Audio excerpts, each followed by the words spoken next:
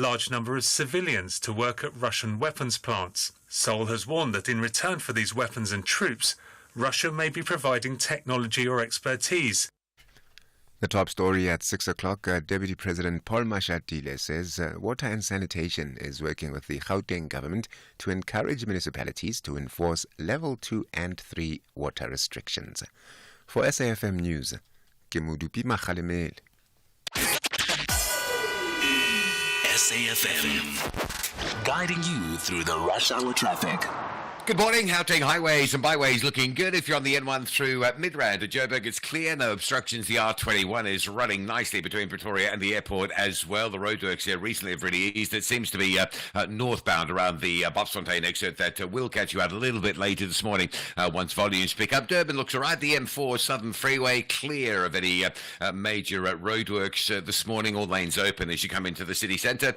Driving into Cape Town, a breakdown at Hospital Bend. That's on the N2 inbound. And the M7 Jakes Kerville Drive. That has been queuing since just after 5:30 this morning. It really is very busy. Living Mitchell's Plain, big traffic moving slowly towards the R300. And sand back at Monwabisi Curve this morning. It's maybe a little bit thicker, a bit deceiving, a little bit thicker than it looks on approach. Just if you're driving through Khayelitsha to or from Muizenberg, bottom of Khayelitsha at Monwabisi, take it easy. Proceed with caution through that sand-affected section. Rob Byrne, SAFM Traffic.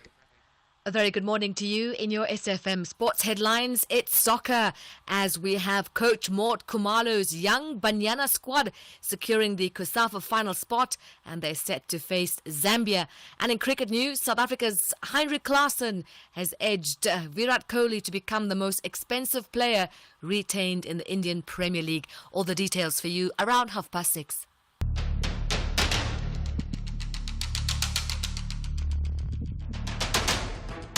The Morning Brief with Thulasizwe Simelane.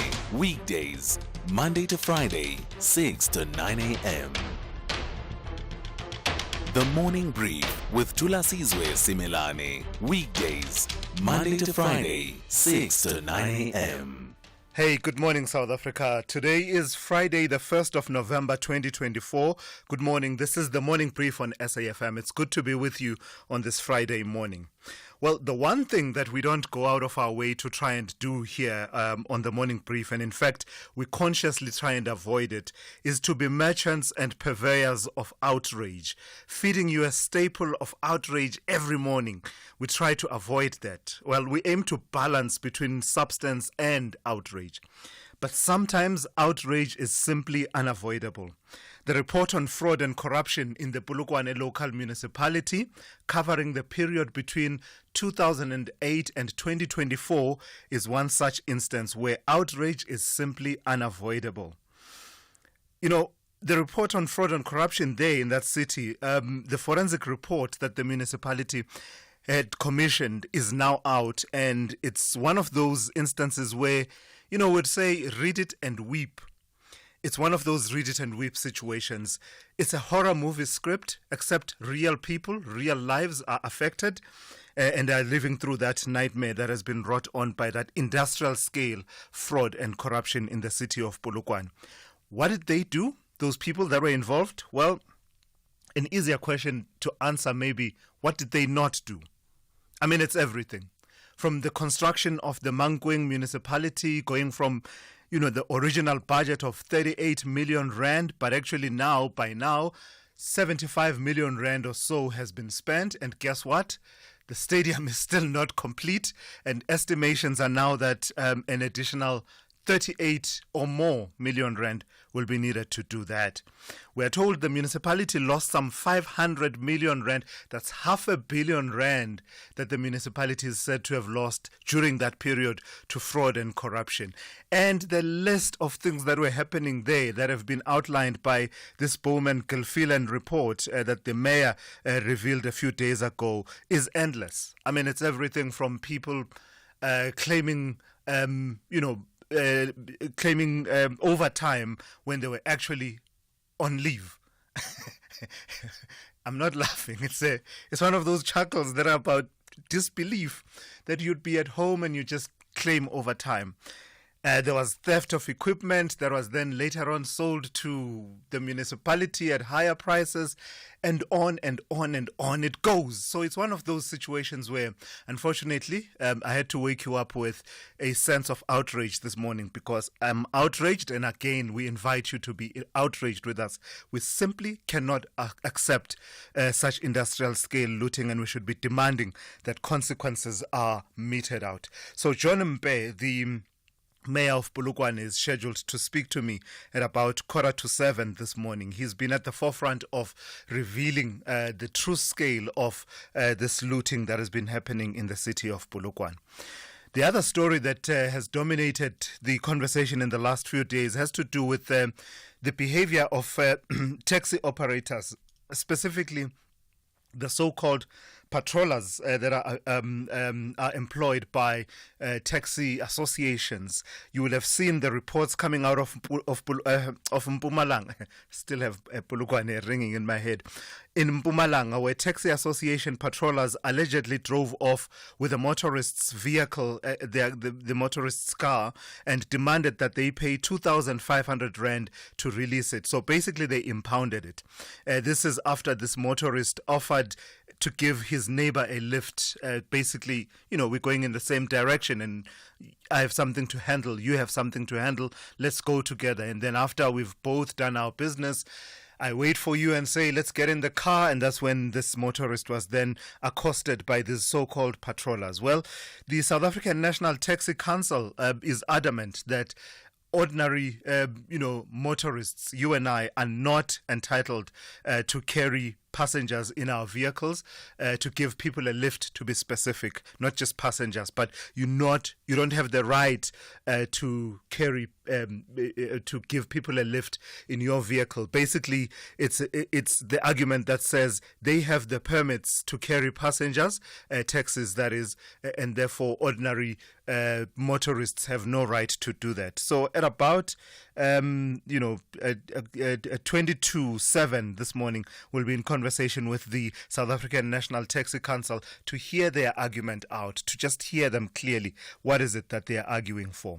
After 7, we'll focus a little bit on some of the threads that we've been pulling at that are coming out of the medium-term budget policy statement of the Finance Minister. Specifically, among what we'll be looking at is the Social Relief of Distress Grant, its status, whether or not it will become permanent. Will it be retained? Remember, it was started during the years at the height of the COVID-19. It was meant to be a temporary grant, and it was at 350 rand per month with specific means, a means test to determine eligibility. Well, there's the question of whether or not it will be retained. The speech of the Finance Minister did not come out one way or another. There was no clarity whether it was going to be retained. In fact, National Treasury is passing the ball on to the Cabinet to say they will have to make that decision a bit later on, but Treasury insisting that whatever decision is made must be accompanied by a permanent revenue source to fund it. So we'll focus on that at about 7:15 on the show. Of course, all of your regulars, we have them lined up. Mudupi Makhalemele with your news updates every half hour. We have Rob Byrne with your traffic every 15 minutes or so. Zaikan is watching your sport throughout the morning. Ndauleng Lechela has your economics, business and market news covered. Sipho Mantula with your Africa update just before 8 a.m. And of course, through it all, we want you to be a part of the conversation. We are taking your calls. The number to dial is 086 000 2032. We'd also like to hear from you on the WhatsApp voice note line, and that is 061 410 4107. This is SAFM, Conversations That Move Us. The first hour of the Friday edition of The Morning Brief starts now. If you think you cannot afford a lawyer, think again. Clientele Legal has made professional legal services affordable for you. Whether it's a civil, criminal, or labor-related matter, we have a nationwide panel of attorneys standing by to assist you. SMS SAFM to 32195. That's SAFM to 32195 and we'll call you back. Clientele General is a licensed non-life insurer and an authorized FSP. Standard rates and terms and conditions apply. There is a big Imbizo at the FNB Stadium. Amakhosi clashes with Masandawana. The Golden Black Nation are saying, rise, Kosi, rise. While Kabuyelo believes Bafana style will conquer. This is the quarterfinal of the Carling Knockout. Fagukesi. Catch the unmatched passion and drama of Ibola Lasemzansi, Kaizer Chiefs FC versus Mamelodi Sundowns FC. This Saturday, 2 November at 5:30 p.m. Live on SABC radio stations. Also available everywhere, for everyone, always on SABC Plus. Proudly brought to you by SABC Sport. For the love of the game. Our role must be to seek to build a better world. SAFM invites you to our annual public lecture delivered by former Minister Dr. Naledi Pandor. The theme for the lecture is 30 Years of South African Freedom, reimagining South Africa's democracy, achievements, challenges, and the road ahead in protecting our democratic gains. The lecture will take place on the 21st of November 2024 at the Birchwood Hotel and Conference Centre. Secure your seat by emailing us at info@safm.co.za. Today, I'm part of seeking to build a better South Africa. SAFM, leading the conversations that move us. The Daily News Diary on SAFM. All right, for that, let's turn to Modupi Makhalemele. Good morning, Modupi. A very good morning to you, my brother. How are you, sir? I'm very good, very good. Call me Grootman. Grootman. Modupi, how's it looking on the diary? Great, Thulas. There's actually lots that we are looking forward to today that we'll be keeping a close eye on. As we know, John Hlophe matter, the Western Cape High Court will this morning hear the former judge's appeal against its judgment that saw him interdicted from participating in the Judicial Services Commission interviewing process. So we'll hear about that today. Also, the insurance scam bail application continues today. The Limpopo police officer accused of murders and fraud amounting to 10 million rand or so will continue her bail application today in the Polokwane Magistrates Court. She, of course, was arrested together with her daughter, that is Sergeant Rachel Kutumela, as well as her sister. And in total, they're all facing a total of 31 charges, including murder, money laundering, and fraud. The Jacob Zuma is appealing his dismissal from the ANC today. We'll see how that goes. And one that I'm especially looking forward to, since we are Gautengers, there's a heat wave that's been, the weather service says that there's a heat wave in Gauteng, and if you couple that with the water challenges we are facing, Thulas, it should make for a very interesting weekend indeed. And there's also lots of other stories, of course, that we'll be keeping our eye on. Thulas? Yeah, no, absolutely, Modupi. It's fascinating, that story around Jacob Zuma appealing his dismissal and expulsion from the ANC. I saw that the statement announcing that he will be appealing and is represented by Tony Ngeni came from the JG Zuma Foundation, and I found that quite interesting. I'm not sure if the MK party issued a statement. I didn't see it, but the one I saw was from the JG Zuma Foundation. Yeah. Well, all right. It should be very interesting. We'll see what happens there. Absolutely. Let's see how it plays out. Modupi Makhalemele will keep you updated on the news every half hour here on The Morning Brief. Thulasizwe Simelane on The Morning Brief. Weekdays, Monday to Friday, 6 to 9 a.m. On the weather front, there's just one warning, and that is a fire danger warning that extremely high fire danger conditions are expected over the central and eastern parts of the Northern Cape, western parts of both the Free State and the Northwest, as well as Ingxuba local municipality in the Eastern Cape. The rest of your weather looks like this. Pretoria is partly cloudy with a minimum of 15 and a maximum of 32. Johannesburg is partly cloudy, 12 to 30. Mbombela, cloudy cloudy at first with morning drizzle, otherwise partly cloudy with a minimum of 14 and a maximum of 28. Polokwane is cloudy at first, otherwise partly cloudy, 14 to 28. Mahikeng fine, becoming partly cloudy, 18 to 33. Bloemfontein is fine, becoming partly cloudy in the afternoon with a minimum of 12 and a maximum of 33. Kimberley is fine with a minimum of 13 and a maximum of 37. Uppington is fine with a minimum of 17 and a maximum of 38. Cape Town is fine and the wind there will be moderate to fresh southerly to southeasterly with a minimum of 17 and a maximum of 25. George is partly cloudy, becoming fine in the afternoon. The wind will be light and variable with a minimum of 12 and a maximum of 20. Gqeberha will see fog. Fog will be possible there in the morning, otherwise partly cloudy. The wind will be light to moderate northeasterly, becoming fresh to strong easterly in the afternoon with a minimum of 15 and a maximum of 23.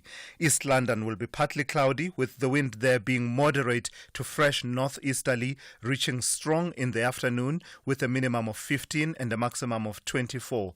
Durban will be partly cloudy. The wind will be light northerly to northeasterly until early morning, otherwise moderate to fresh northeasterly, becoming strong at times in the afternoon with a minimum of 20 and a maximum of 25.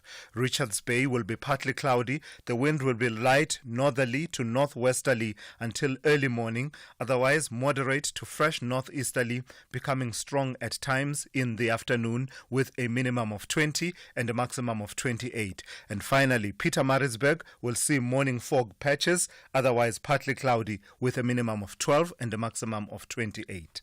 And we went on a water safari, and Mom spotted a hippo, and it said, "Grrr." There is a place where you can see wonder and the wild, with breathtaking scenery and endless landscapes. Enjoy good food and embrace great taste. And the next day we went to the reed dance. I saw the maidens handing over reeds to the mighty Zulu king, and the Zulu warriors chanting, "Bayede." Explore all this and more in the magical Zulu Kingdom. This message is brought to you by KZN Tourism and Film Authority. What's going on, everybody? You want to catch the Psalmist, 2nd of November, 7:30 is all the red carpet action. We don't come through looking like that when the night arrives. 8 p.m. main show only on SABC1. Yeah, what's calling?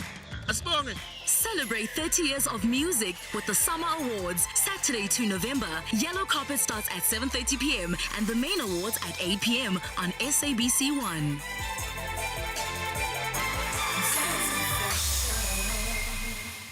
Ever tried to paint a wall with only a brush? Or hung a picture on just a nail and a prayer?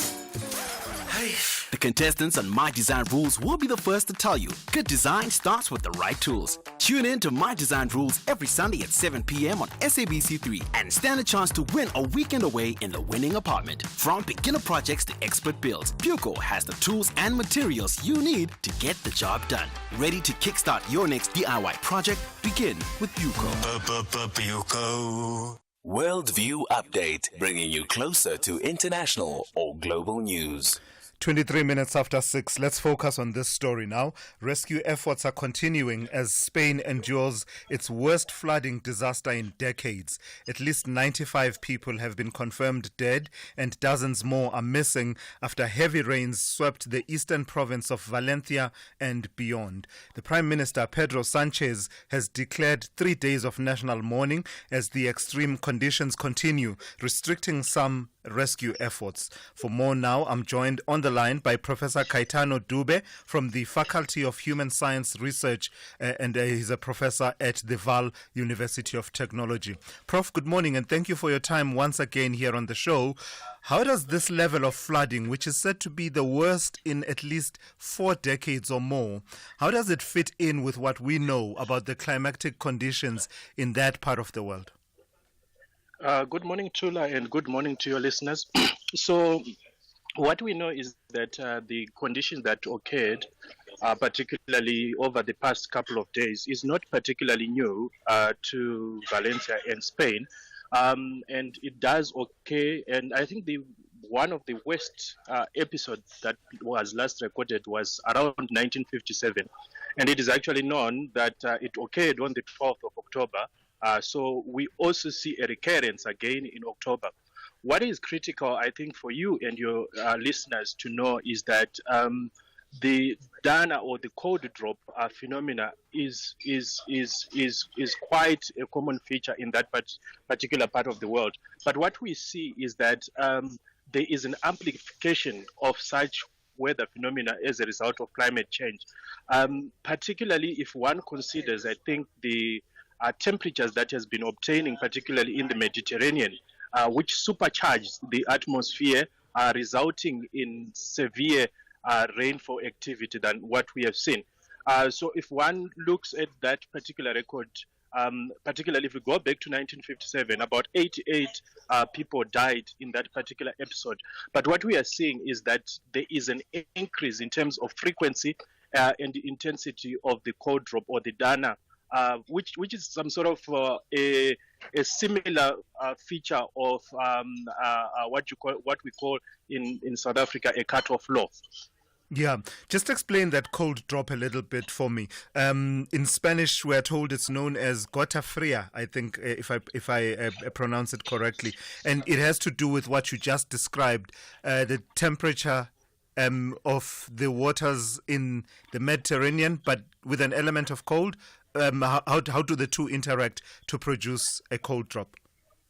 So what basically happens is that you have, I think, cold air that is coming from particularly the north, and then you have got warm air current that actually comes.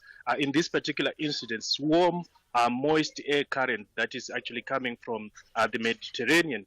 And when those two meet, you then have a depression forming, which then results in rainfall. And this particular kind of rainfall system moves quite slowly and dumps a lot of rainfall. And in this particular incident, you're looking at, we saw particularly a cut-off flow that occurred in KZN, just to bring your listeners closer home, where some areas received between 350 to 400. In this particular instance, we also see that some areas received between 300 and 500 millimeters of rainfall, which is a lot of rainfall that is actually expected for that particular area. Rainfall that is expected in 1 year fell in less than 24 hours, resulting in the kind of phenomena that we saw. And particularly if one considers that some of these areas were affected by drought. So when you have a drought, you have your ground being sort of compacted, to put it simpler so that it can be understood by a common person, which then hampers rainfall from filtering into the ground. Then you have a lot of runoff that then occurs, results in slow down there. Slow down for a moment. That's the point I would want you to explain a bit more. The exacerbation of how the water then is absorbed on the ground and how it then flows across, I don't know, streets, alleys, byways, rivers. You are saying, and I read it elsewhere as well, that the fact that these regions are prone to droughts did not help the situation. How so? Yes. So what normally happens is, so for you to have runoff, or which results in water actually flowing on the ground, so you need to have your ground soaked to the extent. So our ground or the soil acts as a sponge. When rainfall comes from the atmosphere, it gets onto the ground, and normally it would seep down if the ground conditions allow. So through a process that is called infiltration. So you have infiltration taking place. But when you have infiltration capacity exceeded, then you start having runoff. And droughts actually make sure that the ground is hard, which makes it difficult for the when the rainfall comes to actually seep into the ground with ease. So that rainfall actually, you couple that with urbanization. If you look at Valencia, I look at some of the population densities. So urbanization, we have got a concrete jungle that does not allow for rainfall to go underneath the ground, but flow lateral. So those kind of combinations then gives you a deadly hazard, which exacerbates flooding. So it literally was the perfect storm, was it not, Prof? Thank you for your time. this morning. That is Professor Kaitano Dube, who is a professor at the Faculty of Human Science Research. He's research professor at the Faculty of Human Sciences at the Vaal University of Technology, weighing in there on that situation that we are seeing in Spain. I mean, you will have seen the pictures. It's absolutely scary what has been playing itself out there. That brings us to 6:30. Let's check in with Mudupi Makhalemele with the latest news headlines. Thank you very much, Thulasizwe Simelane. In your headlines at 6:30, uncertainty around the final figure that unions will settle on in the latest round of public sector wage talks could present a risk to the country's fiscal outlook. A 24-year-old Mozambican national arrested for the alleged rape and murder of 6-year-old Amantle Samani will make his second appearance in the Protea Magistrates Court in Soweto. And Deputy President Paul Mashatile says Water and Sanitation is working with the Gauteng government to encourage municipalities to enforce level 2 and 3 water restrictions. Details of these and other stories at the top of the hour. SAFM, guiding you through the rush hour traffic. Good morning. If you're driving Northwest Province, there's a crash being recovered approaching Rustenburg. This is driving westbound from Gauteng, if you like, between the Marikana Plaza and the Kroondal exit. That section of the westbound temporarily closed off. Gauteng this morning looks generally okay. Your busy routes are a little bit easier. It is an easy Friday, and this morning pretty much par for the course. The N1 through Midrand looking good. Durban just starting to slow up on the N2 northbound through Spaghetti Junction up towards the Westwood Mall roadwork areas. A lot of traffic pressure around Duff's Road, the R102 between Southgate and the Kwamashu Highway. We've seen that this week. A lot of pressure in that part of Durban. Cape Town, Mitchell's Plain, very heavy. AZ Berman, M7, Veldfrieden Drive, all of those routes heading up towards the Philippi side or up through towards the R300 junction are quite heavily backed up. Sand again up Monobisi Curve. It is quite thick in places, so take it easy. Bottom of Khayelitsha area. And just if you're driving out a little bit further afield, there's a terrific amount of roadworks between Botrafia and Caledon. There's up to about 4 work zones. Most of them are stop-go controls, and you've got a sort of the phenomenon of weekend volumes, weekend travelling volumes. So it's already very slow, particularly halfway between Botrafia and Caledon, just west of Caledon, and then in the central Caledon area as well. More roadworks on top of that as you go further east between Albertinia and Mossel Bay. Rob Byrne, SAFM Traffic. This is SAFM Sport with Zai Khan. Happy Friday to you, Zai. So I see that Banyana, what am I saying? Banyana went all the way with Mozambique. It was toe-to-toe, and in the end, Banyana prevailed. Oh, yes, they did. Mort Khumalo's squad in the final. And you know what, Thulas, they're not just in it. They're in it to win it. So Zambia, they better bring their A game, because this Banyana B team is bringing the Banyana boom. And I can promise you, tomorrow it's going to be fireworks. They're taking on Zambia. But let's hear now from Coach Mort Khumalo. If you are not mentally strong, it's something else, because when you are behind your goal, you start to, body language you could see, but they were busy trying. So it's something that we are encouraging them with. Keep on going. As long as we can get a goal before halftime, then we'll be settled. So I could sense that some of them, they were nervous, when they make mistake, the heads down. So we're trying to encourage them on the bench. Let's go to the Banyana legend. Cabo Zita says that not sticking to the South African style of play is the reason for Banyana's 2 defeats on the European tour. Coach Desiree Ellis Chargers participated in 2 international friendly matches against Denmark and England and losing both matches respectively. Now, they do take on Zambia. That will be next, as well as Jamaica in a friendly next month. They continue to build up to their WAFCON title defense. Now, Zita also saying that the international friendly games will help the national team with the much needed depth required. Over and above, I would say Nigeria, it's not going to be a walk on the park. They also wanted to stay in Nigeria, and they did it before, so they wouldn't let it slide.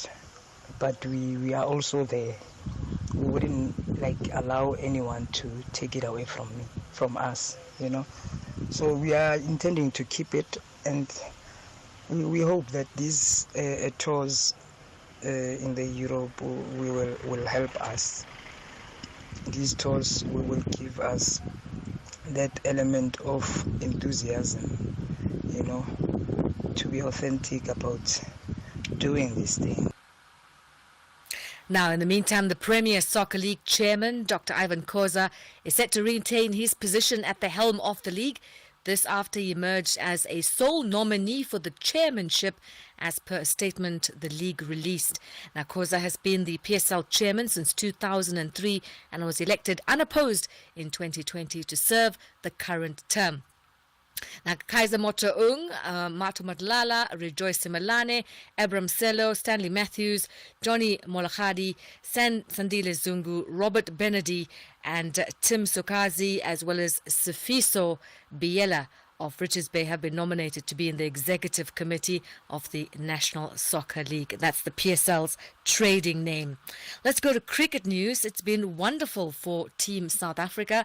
Not only did they beat Bangladesh yesterday, but we've also got good news of South Africa's Heinrich Klaasen edging Virat Kohli to become the most expensive player retained in the Indian Premier League. The Sunrisers Hyderabad re-signed the hard-hitting wicket-keeper batsman for 2.73 million rand, that's $1 million, apologies, alongside skipper Australians Pat Cummins and Travis Head. The 33-year-old Klaasen, he amassed 479 runs, including 4 centuries at a strike rate of over 171 in this year's IPL, as Hyderabad ended runners-up. Now, Klaasen surpassed the previous $2.02 million paid by the Royal Challengers Bengaluru, and that was for Kohli in 2017. And in case you missed it, South Africa, they charged to a record victory over Bangladesh, wrapping up a 2-0 Test series win. Having won the opening match by 7 wickets last week, the SA team raced to a crushing win in the second clash, defeating their hosts by an innings and 273 runs. And that was within 3 days. It was South Africa's largest margin of victory in a Test match against any opposition, and their first Test series win in the subcontinent in 10 years. That's how we wrap up your sport here on the Morning Brief. There's more for you. Top of the hour for SAFM. I'm Zai Khan. The Business Update on SAFM. And for that, let's turn to Ndauling Lechela. Happy Friday to you, Ndauling.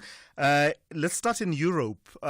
Just looking at the Eurozone, you're telling me that the economy there is growing and the inflation remains within the range that the ECB would like to see. But what implications does that have for the English bank, central bank?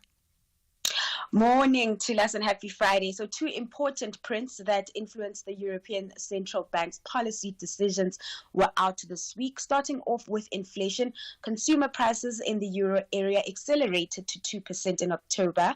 While inflation came in above expectations, it's still within that target, with the ECB's target being 2%. Now, the biggest contributor to rise in prices is the food, alcohol, and tobacco category.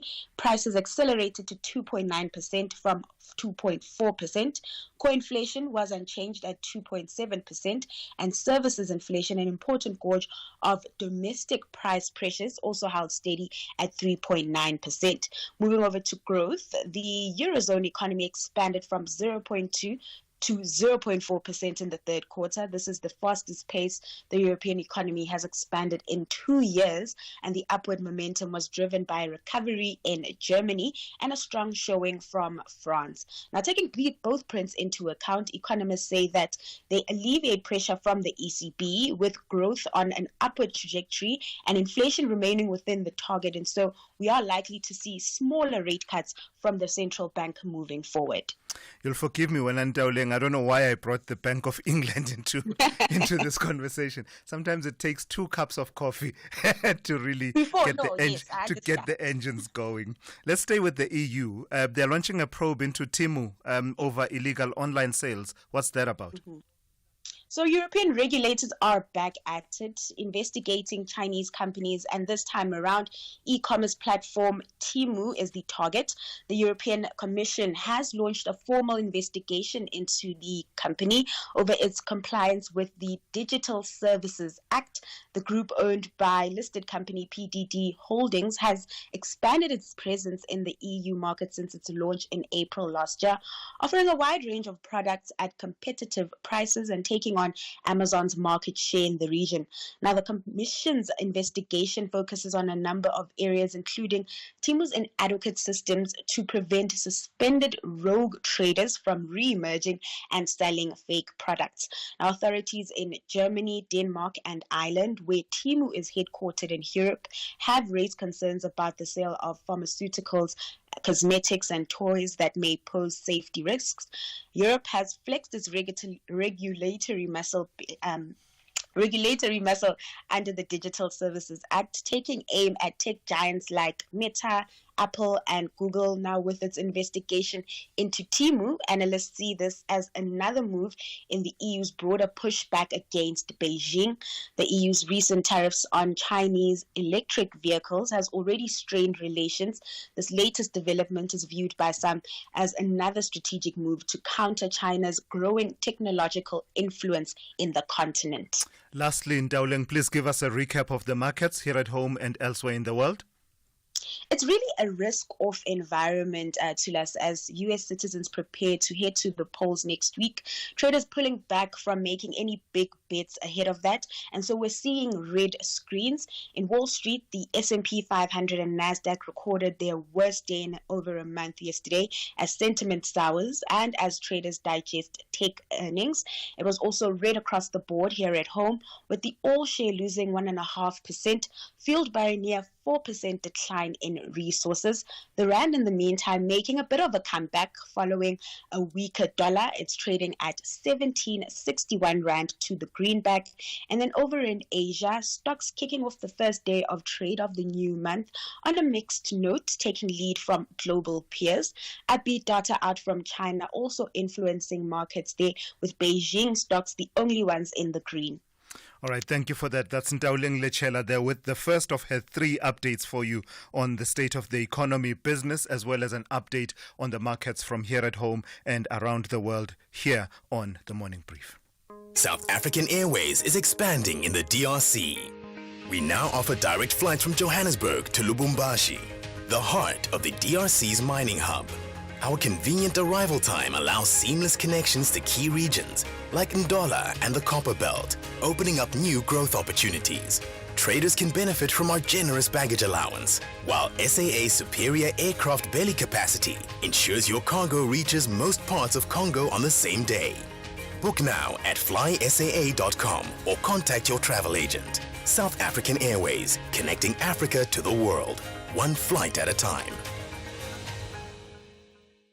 Did you know the Freight Logistics Roadmap, developed by the Department of Transport in collaboration with Operation Vulindlela and approved by Cabinet in 2023, is a blueprint to tackle the crisis that plagues the logistics sector? It sets out an evidence-based path for reforms to allow economic growth and transformation. It promotes a seamless and cost-effective system, a modernized rail system towards the creation of jobs and effective infrastructure investment in both rail and ports. In cooperation with the National Logistics Crisis Committee, a coherent and integrated response to the logistics crisis is certain. Brought to you by the National Department of Transport.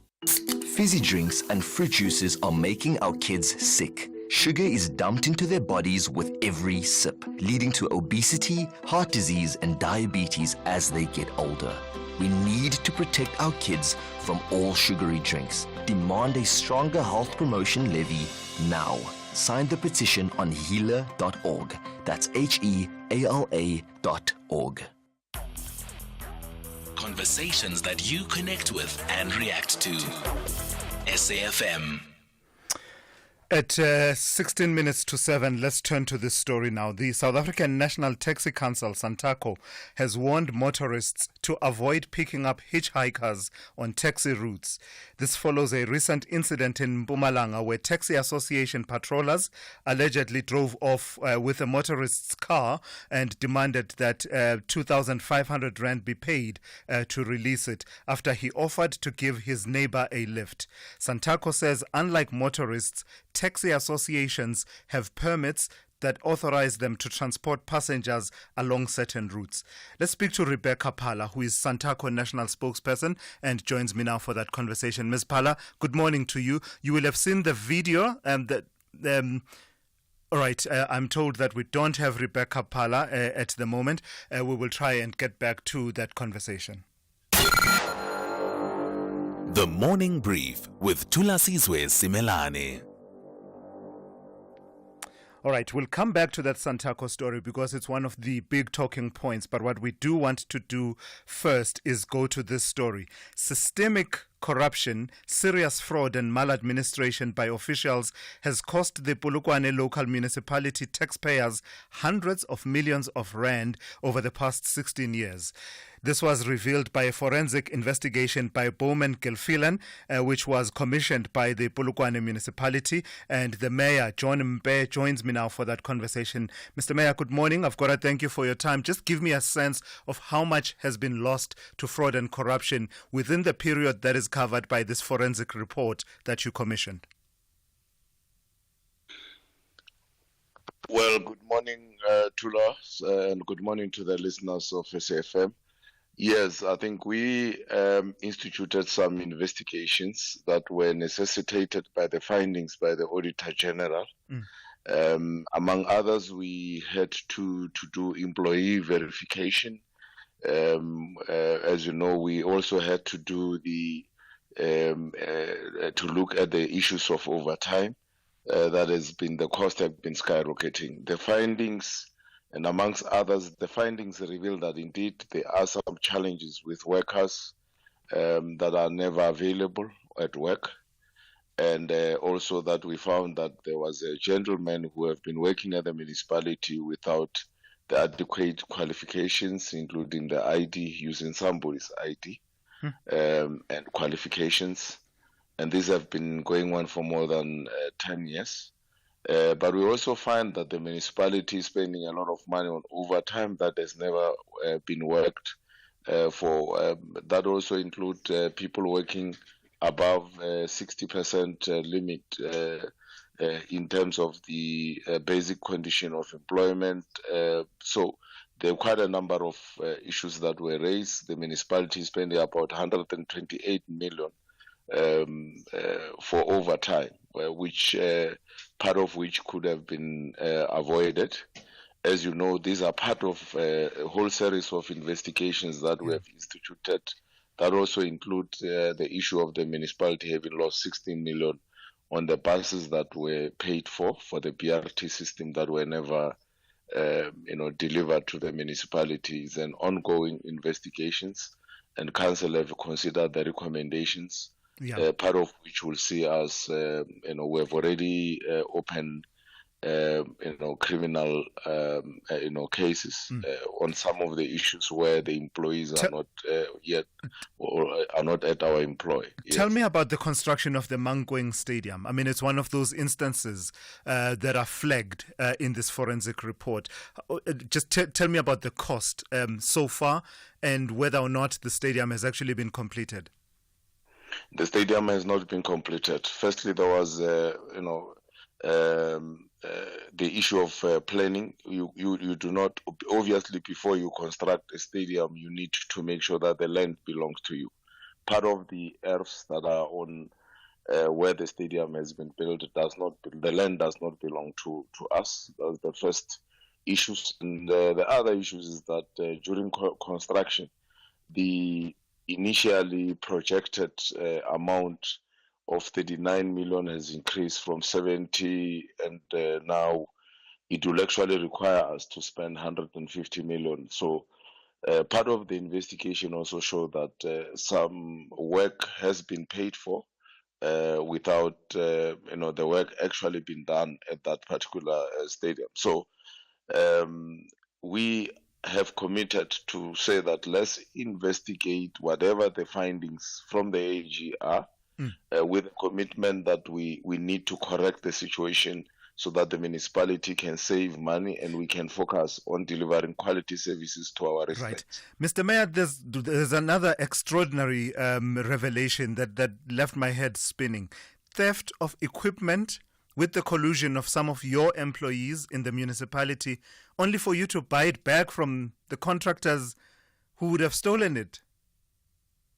Yes, I think that's one of the findings. And here you need an organization, Polokwane is a big municipality that would have had systems as well been put in place to make sure that the control environment is quite strong to detect and as well to avoid.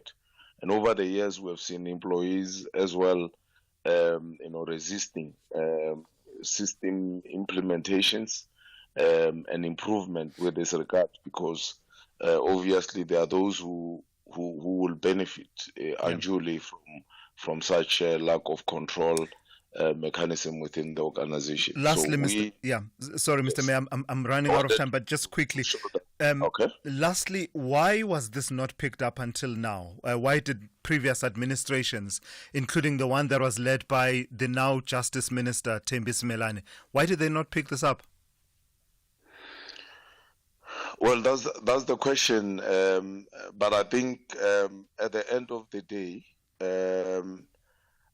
I would not want to venture into that issues related to my predecessor. But I think from even the accounting officer at the time or accounting officers prior, this thing of a culture of impunity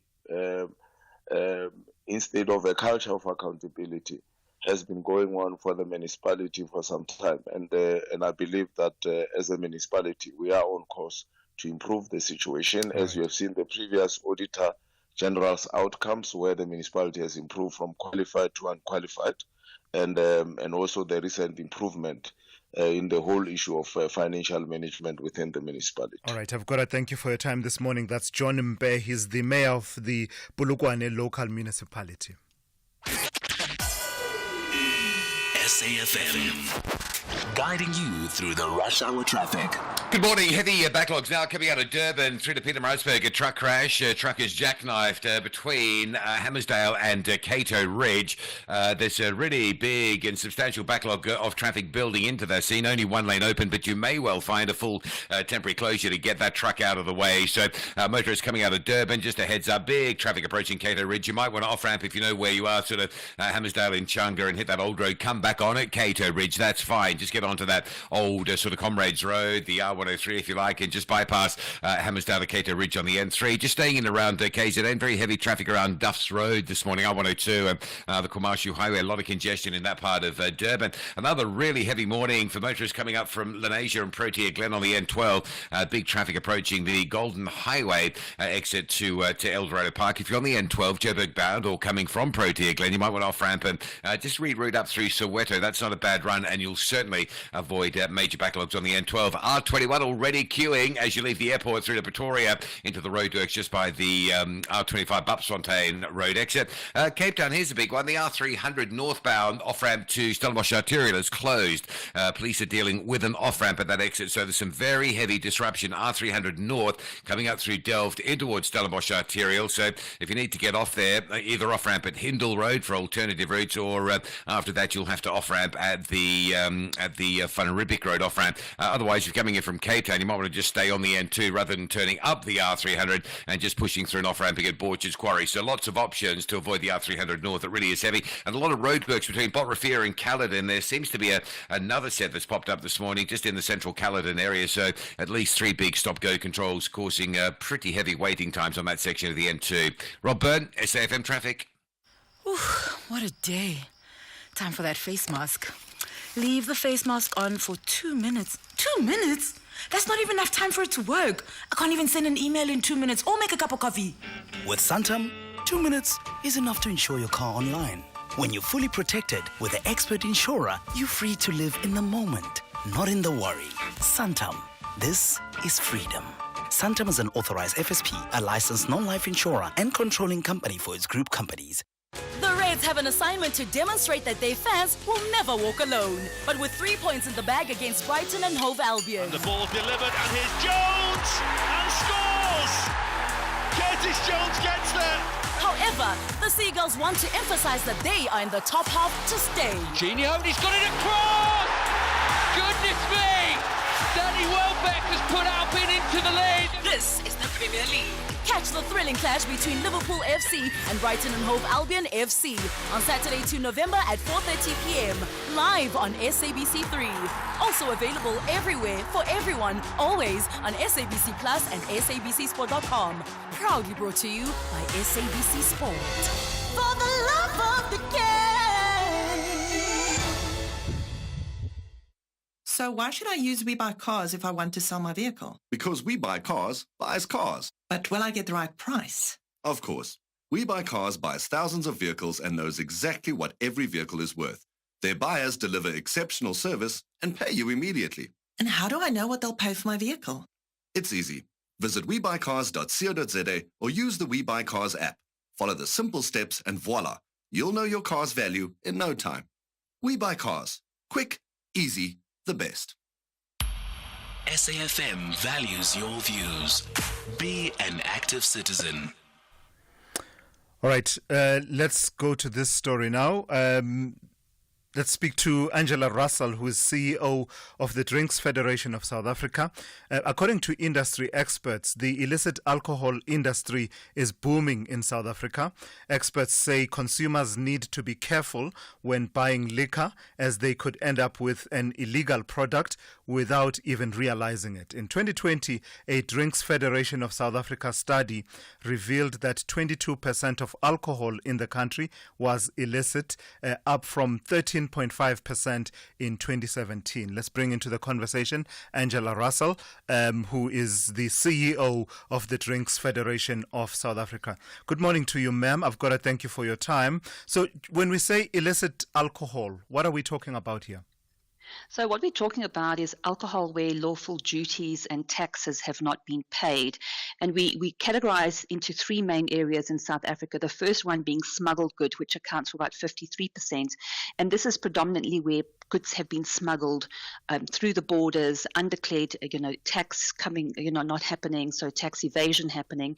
Also what we're seeing is hijacking, so through theft, hijacking of high-value product, which is then circulated back into the market. The second one, which really has public health a risk, is counterfeit, so fake alcohol that is produced.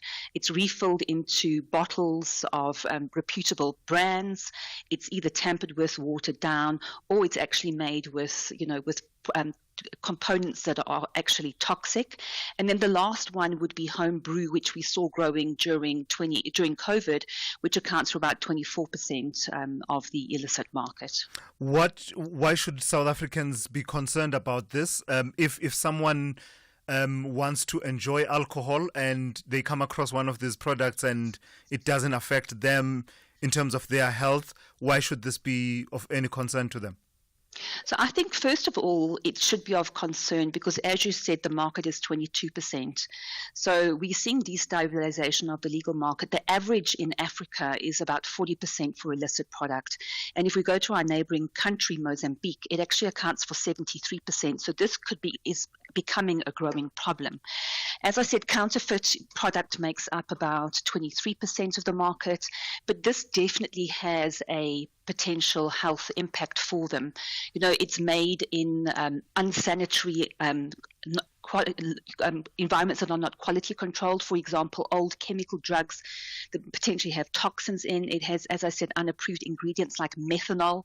And methanol, even in small quantities, can cause severe implications for the body, can cause nerve damage, it can cause blindness, organ failure, and even death.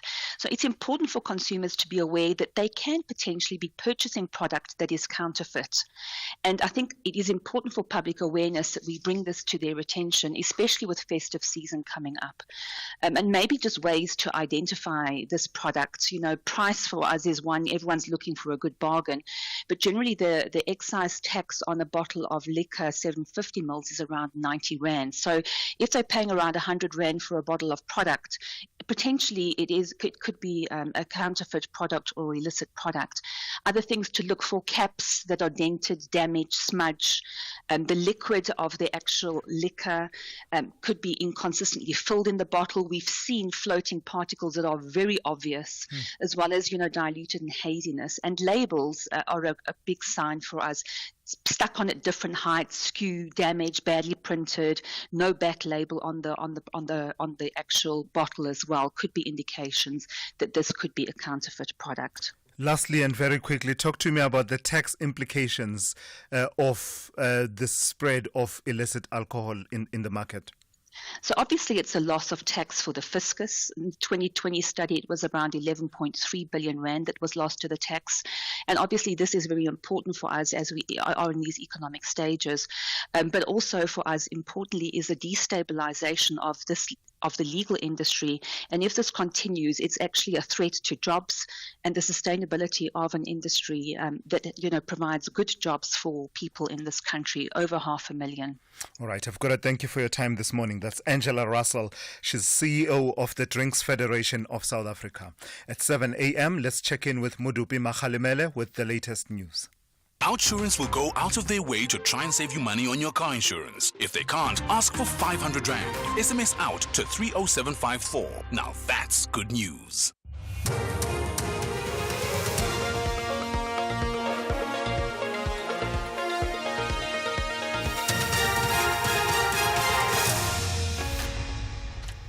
The top stories at 7. Treasury concerned over public sector wage talks, and Mashatile speaks on Gauteng's water challenges.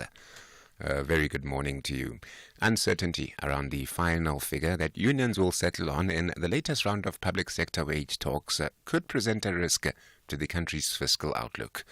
This is according to the National Treasury. Led by Finance Minister Enoch Godongwana, Treasury briefed Parliament following the delivery of the midterm budget policy statement on Wednesday.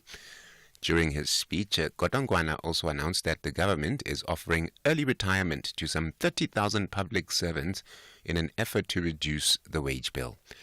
Treasury DG Duncan Peters says that to deal with any unforeseen occurrences, Treasury plans to increase the contingency reserves. Whether it's the wage bill or any other spending pressures that are unforeseen, what we have done as part of this fiscal framework is to slightly increase the contingency reserve. This is about the point that members have been asking about the disasters and our ability to cater for disasters going forward. So if you look at the path of the contingency reserve, it has been increased. It was 5 billion this year. It's been increased to over 7 billion, and it reaches close to 20 billion in the outer year. A 24-year-old Mozambican national arrested for the alleged rape and murder of 6-year-old Amantle Samani will make his second appearance in the Protea Magistrates Court in Soweto today. Pete Sarasimao is expected to apply for bail. He faces charges of rape, murder, kidnapping, and being in the country illegally. Samani's body was found inside the accused rented shack located just meters away from the victim's home on Monday last week. Her funeral was held at the Orlando East Community Hall in Soweto yesterday.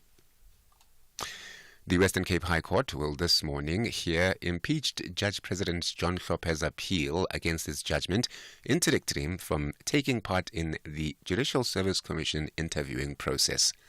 Just over a month ago, the court ruled in favor of the DA's urgent application to temporarily prevent the MK Party's parliamentary leader from participating in any activities of the JSC. Hlophe handed in his resignation from the JSC after the judgment.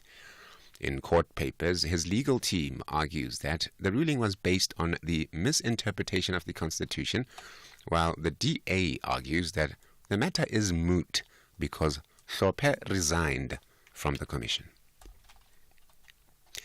Deputy President Paul Mashatile says Water and Sanitation is working with the Gauteng government to encourage municipalities to enforce level 2 and 3 water restrictions. He was answering questions in the National Assembly. Level 1 water restrictions are currently being implemented in the city of Joburg to avert day zero. Mashatile says water leaks and illegal connections are among the factors contributing to the water challenges in the province. The Department of Water and Sanitation is also engaging with the municipalities to encourage them to address the leaks in their water distribution system and address also illegal connections. As a next step from the level 1 water restrictions that are currently being implemented by municipalities, the Department of Water and Sanitation is working together with the Gauteng provincial government to encourage municipalities to put in place level 2 and level 3 water use restrictions and also to enforce them. And on the international front, the union representing striking workers at the U.S. aircraft manufacturer Boeing says the company has improved its pay offer. Striking Boeing workers are set to vote on a new offer from the aviation giant, which includes a 38% pay rise over the next 4 years. The BBC's Will Vernon. It was mid-September when more than 30,000 workers walked out of Boeing's factories in a dispute over pay and benefits. The strike led to orders for aircraft piling up and costs to the company of around $100 million per day. But now, the Association of Machinists and Aerospace Workers, which represents the Boeing employees, has announced a tentative deal with the aviation giant. A union spokesperson told the BBC they're urging members to accept the offer, which includes a pay rise of around 38% over 4 years. That will come as welcome news to Boeing, which is facing mounting losses and growing concerns over the safety of its aircraft. The top story at 7 o'clock, uncertainty around the final figure that unions will settle on in the latest round of public sector wage talks could present a risk to the country's fiscal outlook. And that's the way it's looking this hour. For SAFM News, ke Modupima Kgalemele. With Outsurance, you don't need to wait until Black Friday to get awesome savings on your car insurance premium. SMS out to 30754 for a quote today. If Outsurance can't beat your car insurance premium, ask for 500 Rand cash. And make that 1,500 Rand cash if you've been claim-free and with the same insurer for 3 years.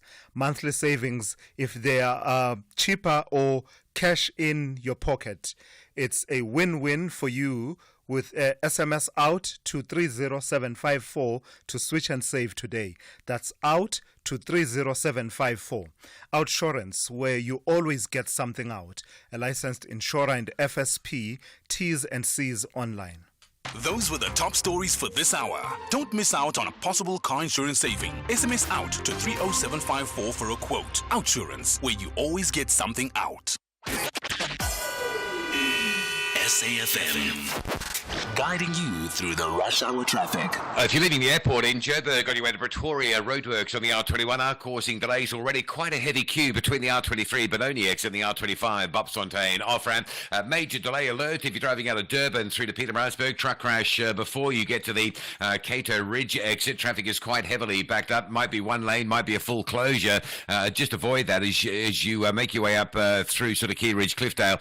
Aim to come off at Inchunga, Hammersdale and hit that old road route as the alternative. In Cape Town, big traffic on the R300 running north. The off-ramp to Stellenbosch Arterial Road is being closed. Police are dealing with a crime scene there. Hijacking incident, I believe. So the R300 backs from the N2 all the way up to that Stellenbosch Arterial, and then a bit of confusion as you can't come off. So stay on the N2, use Borchard's Quarry, go in that way past the Airport Industrial to get onto Stellenbosch Arterial, or if you're already in the R300, maybe come off at Hindle Road as your alternative. Rob Byrne, SAFM Traffic. A very good morning to you. In your SFM sports headlines, it's cricket. Kagiso Rabada is the world's #1 bowler as the Proteas crush Bangladesh. And in netball, it is a win for the Spars Proteas team. They had a 68-31 victory over Malawi. Details around 7:30.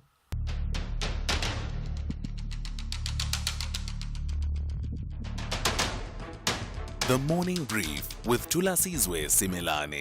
Weekdays, Monday to Friday, 6 to 9 a.m. The Morning Brief with Thulasizwe Simelane. Weekdays, Monday to Friday, 6 to 9 a.m. 9 minutes after 7 on this Friday. Good morning, South Africa. This is the morning brief on SAFM. It's good to be with you. Coming up within this hour, we'll have a bit of a focus on what came out, some of the themes that came out from the medium-term budget policy statement. It remains an important conversation that you and I must continue to be seized with, because we are going to be the ones living with the decisions that are being made by the authorities, including the finance minister. So among what we will be focusing on in the next half hour or so, the next few minutes actually, will be the question of the social relief of distress grant, its status. Will it be made permanent? Will it form the basis of basic income grant in South Africa? There have been hints and suggestions that may well be the case. But, you'll remember that this grant was introduced at the height of the COVID pandemic, and it was meant to last for about 6 months, and it kept getting extended over a period of time. The National Treasury and the Finance Minister did not really commit one way or another on whether or not it will be retained as a permanent grant, only making the point that if that were to happen, it needs to be accompanied by permanent source of revenue so that it remains sustainable. So we'll have a conversation about that in the next few minutes. We'll also focus on the tax revenue being down slightly, about 22 billion rand down actually, in terms of what the projections were for the South African Revenue Service to collect. Among the key issues at the forefront of that is the situation with load shedding, having been suspended for, the past 200 days or more. It would seem that SARS is saying that the import VAT collections contracted by 4.5% relative to the same period in 2023-2024 as stabilizing power supply led to lower imports of energy-related components. So that's part of what we'll be focusing on around the issues coming out of the medium-term budget policy statement. A bit later on the show, we'll be in this hour actually, we'll be talking about the musical chairs that have played themselves out in the Nelson Mandela Bay municipality. The ANC's Babalwa Lobishe has been elected uncontested as the new mayor. Lobishe was previously the deputy mayor in the metro, a position that she resigned from on Thursday, that was yesterday morning, alongside the former mayor Gary van Niekerk. Get this, Van Niekerk and Lobishe have basically swapped roles because Van Niekerk is now the deputy mayor. So we'll talk about the implications for governance and service delivery in that city of Nelson Mandela Bay, and that conversation coming up later in this show, in fact at about 10 to 8. Of course, we have all of your regulars lined up in this hour as well, and we'll be taking your calls, and the number to dial is 086 000 2032. And we'll take your WhatsApp voice notes on 061 410 4107. This is SAFM, Conversations That Move Us. The second hour of the Friday edition of the Morning Brief starts now.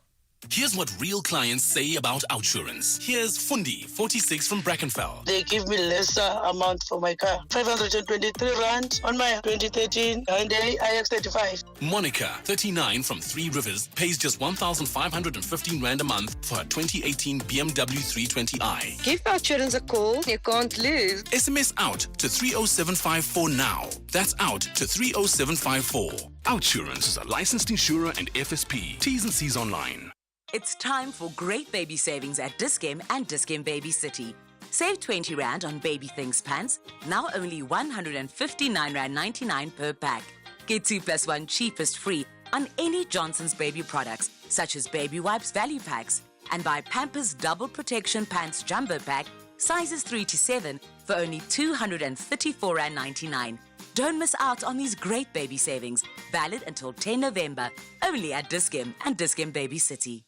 Almost everywhere we go, there's a queue. You are partly right. However, there's absolutely no queue for downloading your SABC Plus app. All you have to do is go to your Play Store or iStore on your mobile gadget. Search for the SABC Plus app and download it now to enjoy a massive variety of entertainment on your screen, such as The Betway Premiership, AFCON qualifiers, COSAFA competitions, Premier League, Bundesliga, Hollywood Best Super League, Ghosts Like Us, Final Analysis, and many more.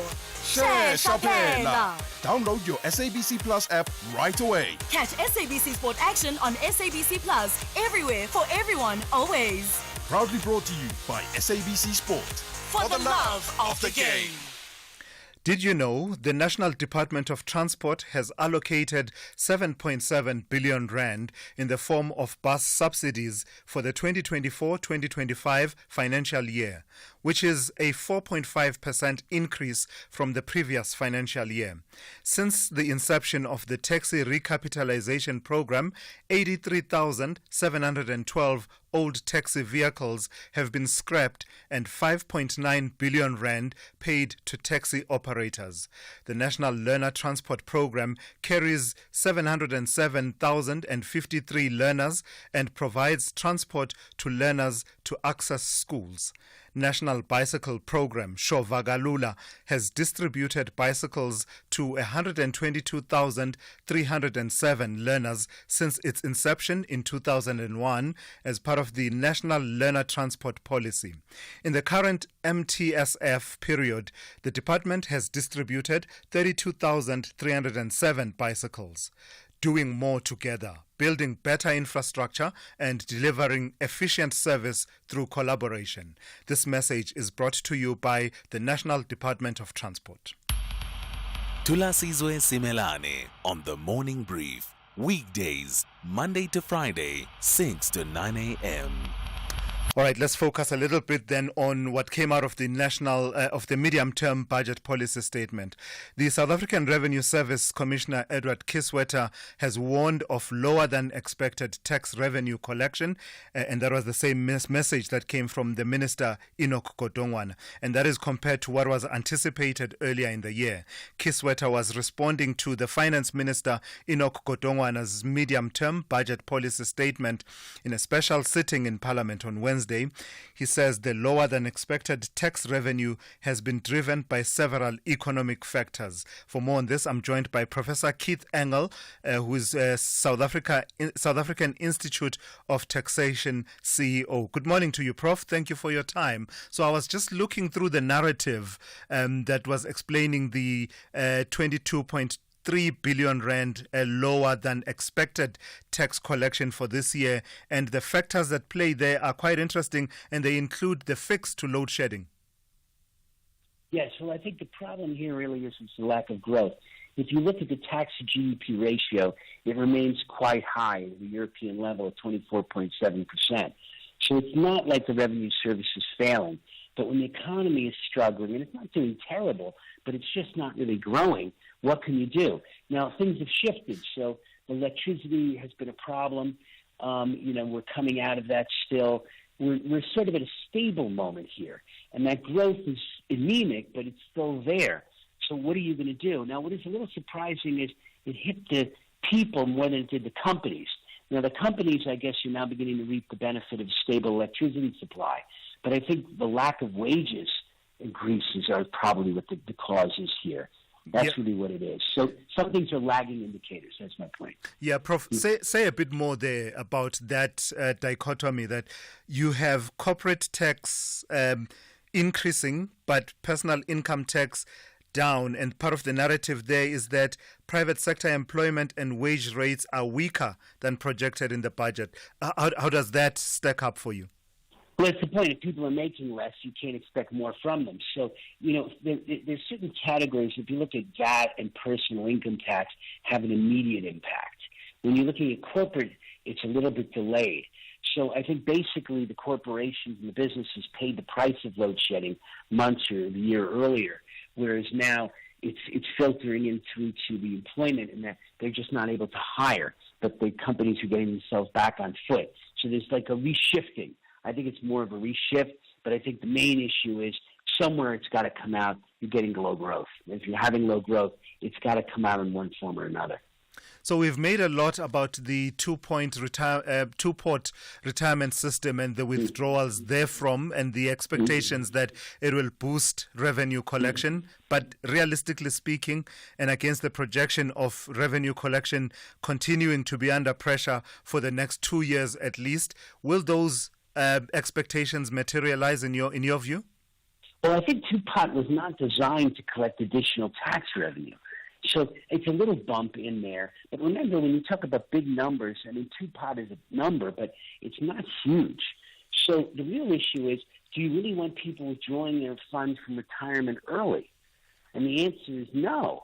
It's a bad policy decision. So to suddenly get excited about it as a force of temporary increase in revenue, it doesn't really make sense. And it's also a one-off spike.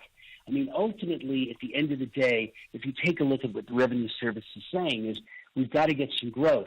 But if we don't got to get growth, then what we need to do is expand the base. And you'll see a number of efforts, and Peaswood is pushing very hard to get people outside the system who are simply not reporting. And he's got to expand into the informal sector. He's got to expand where middle-sized businesses are hiding income. He's got to get that portion of the tax base that has been hidden from him for so long, and rather than going back to the standard old people who are basically paying. All right, thank you for your time and your insights this morning. That is Professor Keith Engel. He is the CEO of the South African Institute of Taxation. Southern African Queens are back on the battlefield. 14 teams will tackle each other in the search of the ultimate glory. This is the Hollywood Bets COSAFA Women's Championship 2024. Witness the great contest by regional football queens from 22 October to 2 November 2024. Live on SABC Sport on DTT Channel 4. Also available everywhere for everyone, always on SABC Plus and SABCSport.com. For the love of the game. There is a big Imbizo at the FNB Stadium. Amakhosi clashes with Masandawana. The Golden Black Nation are saying, rise, Kosi, rise. While Kabuyelo believes Bafana style will conquer. This is the quarterfinal of the Carlin Knockout. Fabukesi. Catch the unmatched passion and drama of Ibola Lasemzansi, Kaizer Chiefs FC versus Mamelodi Sundowns FC. This Saturday, 2 November at 5:30 p.m. Live on SABC radio stations. Also available everywhere for everyone, always on SABC Plus. Proudly brought to you by SABC Sport. For the love of the game. Play Powerball and Powerball Plus for your chance to win 107 million rand in jackpots this Friday. That's right. Play Powerball for an estimated 32 million rand jackpot and Powerball Plus for the staggering 75 million rand guaranteed jackpot today. Buy your tickets now in store on nationallottery.co.za, the mobile app, cell phone banking, or simply dial *120 *7529# for USSD. Panda, Pusha, play. Players must be 18 years old or play responsibly. eTuber is a proud operator of the National Lottery. Did you know, since its establishment in 1998, SANRAL has expanded the national road network from 6,700 kilometers to 24,160 kilometers over 25 years. To improve road safety and efficiency, Operation Vala Zonke, a pothole repair program, is addressing pothole challenges in partnership with provincial and local governments. In the 2023-2024 financial year alone, 9,392 potholes have been fixed. Over the past decade, the provincial road maintenance grant has transferred 106.4 billion rand to the 9 provinces to enhance road quality. Brought to you by the National Department of Transport. Thulasizwe Simelane on SAFM. The Finance Minister Enoch Godongwana's medium-term budget policy statement was notably silent on whether or not the Social Relief of Distress grant would be extended beyond March 2025. Provisioning for the grant's increase to 370 rand per month partially accounted for increased spending of about 10 billion rand from original budget allocations in February. The National Treasury says Cabinet will have to decide whether to extend the grant adding that if it is to become permanent, it would need to be funded from a permanent source of revenue or reprioritization. Let's speak now to Siyanda Baduza, who's Institute for Economic Justice Basic Income Researcher. Siyanda, good morning and thank you for your time. So I suspect that you were looking for any signals about whether or not there would be a commitment finally made as to the status of this grant. Did you pick up any signals from the MTBPS of the Finance Minister? Well, no, not really, because I guess the primary concern that we shared was that the grant hadn't been budgeted for beyond the next financial year, and that hasn't really changed. And in government's statements or in lines in the MTBPS, while there's very little mention of the grant itself, there are some mentions of maybe the guiding principles for a potential grant, which are a little bit of a concern. And what's the implication of almost living, I don't know, year to year with this grant, decisions being made each and every year without really committing on a longer term basis? Does that have any implications?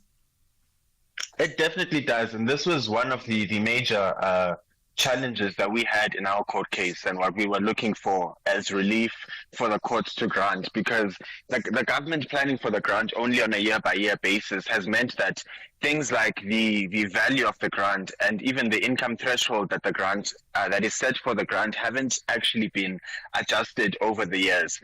So, for example, take the value, which was 350 rands for years, and then with only a marginal 20 rands increase this year, which didn't really account for the erosion of the grant in real terms, as well as the income threshold that's been set for the grant. That also isn't adjusted on a year-by-year basis. And how the government is able to, get away with that is that the planning only happens, or the announcements only happen immediately in the year, and there isn't long-term planning, because long-term planning would allow for them to deal with things like the increasing cost of living and make sure that it shifts to account for that. All right, Siyanda, thank you for your time this morning. That's Siyanda Baduza, who is basic income researcher at the Economic Justice Basic Income Researcher, talking to us about the outcomes there from the medium-term budget policy statement. SAFM.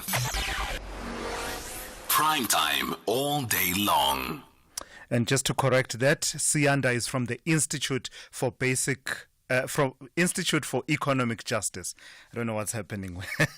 Don't know what's going on. Let's move on to this story now. Coming out of Nelson Mandela Bay, the African National Congress councillor Babalwa Lobishe has been elected uncontested as the new mayor of the Nelson Mandela Bay municipality. Lobishe was previously the deputy mayor in the metro, a position she resigned from on Thursday morning alongside the former mayor Gary van Niekerk. Let's speak to Dr. Ongama Mtimka, a political analyst, to get a sense of what's going on. So musical chairs there, Dr. Mtimka, what is behind this swap in roles between the former mayor and the former deputy mayor?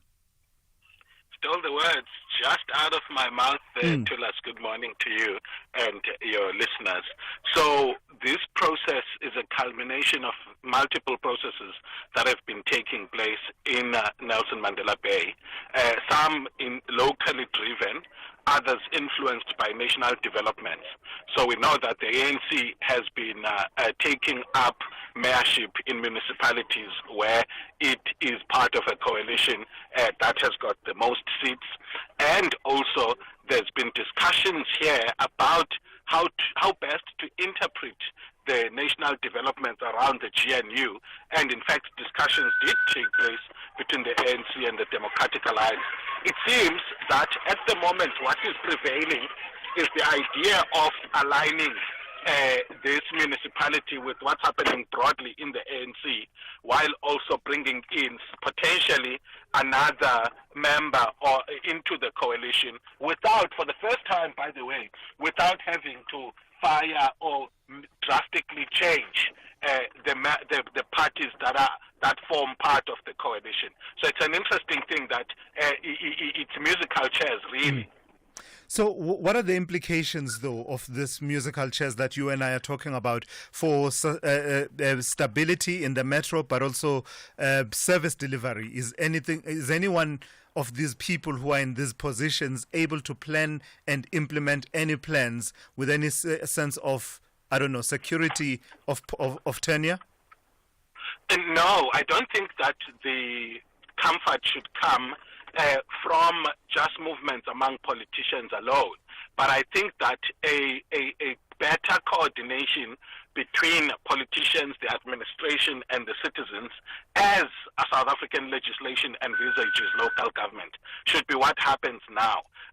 The city does have a very good and well-intentioned acting municipal manager who is actually making headways in terms of restoring aspects of the administration that had collapsed.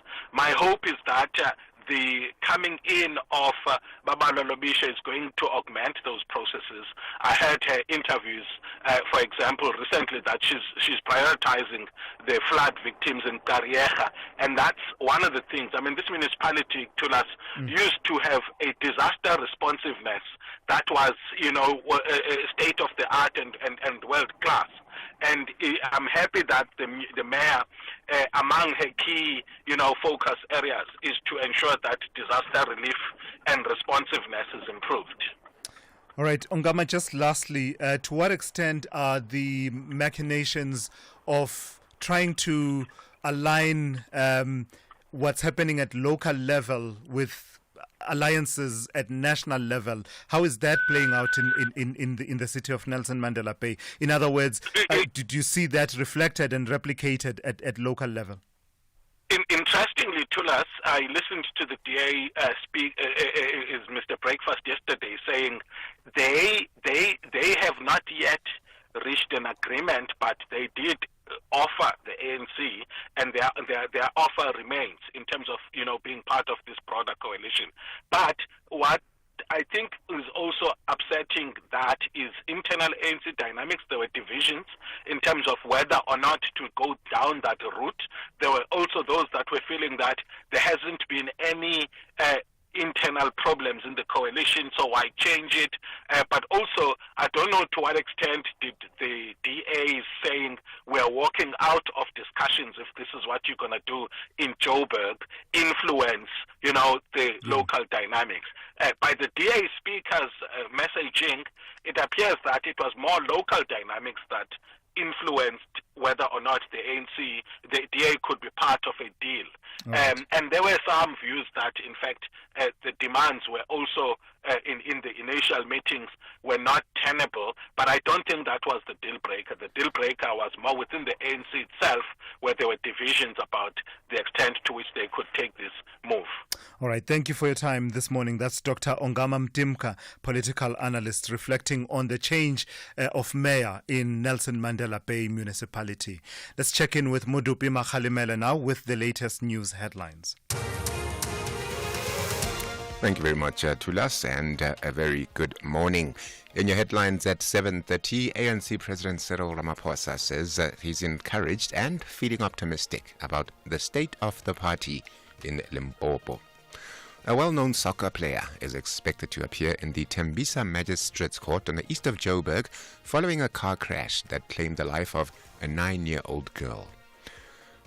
And uncertainty around the final figure that unions will settle on in the latest round of public sector wage talks could present a risk to the country's fiscal outlook. Those are your headlines. A full news update, 8 o'clock.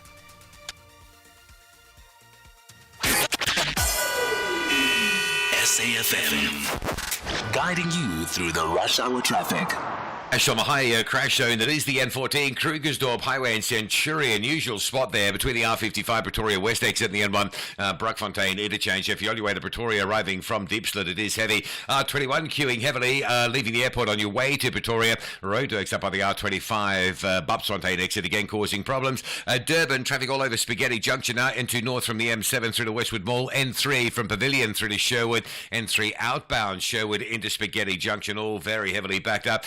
truck crash seen on your way towards Pietermaritzburg, having left Durban between Hammersdale and Cato Ridge. Quite a big delay. You might want to off-ramp it in Chunga and hit some alternative routes. In Cape Town, the top story there is chaos on the R300 this morning. The ramp to Stellenbosch Arterial is closed because of a crime scene. The R300 North is backing from the N2 all the way up through that closure and then on towards the Van Riebeeck Road off-ramp, the alternative off-ramp. If you want to avoid that, just come in on the N2, off-ramp at Borch's Quarry, go to Robert Sobukwe, and then you can pick up Stellenbosch Arterial from there. With your traffic update, I'm Rob Byrne. This is SAFM Sport with Zai Khan. Good morning to you, Zai. So it's done and dusted in Bangladesh, and Kagiso Rabada is right there at the top, number one. Oh, Thulas, yes. The Proteas done and dusted, and guess what? Bangladesh were rabadad right off the pitch. Kagiso Rabada is now the world's number one bowler. It's safe to say that he's on a fast track to absolute legend status. So well done to Kagiso Rabada. I think he replaces Jasprit Bumrah at the top of the rankings. And this is after the Proteas triumphed in a historic 2-0 series sweep against Bangladesh, capping off an innings win. Ada Markram stepped up to lead the squad after Captain Themba Bavuma was sidelined, and we saw the batters shining. First-time centuries from Tony de Zorzi, Tristan Stubbs and Vian Mulder. Kagiso Rabada soaring to the top of the world bowling rankings. Incredible was his 5 for 37 haul. There were also the spinners that worked hard, Keshav Maharaj as well as Sunuran Muthusamy, which cleaned up in the second innings. So the Proteas now are eyeing their upcoming home series. This victory is a massive boost on the road to the World Test Championship final. Let's go to the other Proteas team. This is in netball, and Jenny van Dijk and Kanyisa Chwane launched their tenures as new head coach and captain of the Spa Proteas in the best possible manner. They had a 68-31 victory over Malawi at the Spa Challenge, which kicked off in Johannesburg yesterday. And it saw the home team take a 1-0 lead in the 3-match series that's currently being hosted by the city of Johannesburg and played at Ellis Park Arena. Let's go to this story where Springbok chief Rassie Erasmus has admitted to considering coaching another Test nation, but cites his connection to South African rugby as one of the reasons for him staying. The two-time World Cup winning Bok coach claims the rewards of coaching his country extend far beyond trophy cabinets or opportunities to test himself elsewhere. Now, Erasmus and the team are currently preparing for a 3-test tour of the UK, which kicks off against Scotland at Murrayfield on the 10th of November. On to soccer news. San Banyana coach of the 2024 COSAFA Women's Championship, Mort Khumalo, has praised her charges after they staged a fight back to win 4-1 on penalties against Mozambique in the semi-finals, and this was after they were locked at 1-1 at the end of 90 minutes. Now, in the 4 matches that South Africa has played to reach the final, Khumalo has used a different starting lineup every time, and she says this will continue in the final against Zambia tomorrow. I'm going to be honest with you, because of now you're looking at the personnel that we use today, and then Zambia is a very physical team, so we need to shuffle around to see who still have legs, who still have character in terms of competing in that game. So now it's final, then we have to just to play our cards right. More women's soccer. The JVW head coach Mitchell Stevens wants his players to approach their Hollywood Bet Super League clash against the second place University of the Western Cape with a positive outfit. Now, the Johannesburg outfit, JVW, will have to win both of their remaining matches against UWC and the University of Pretoria to secure 5th place. Let's hear from Coach Stevens.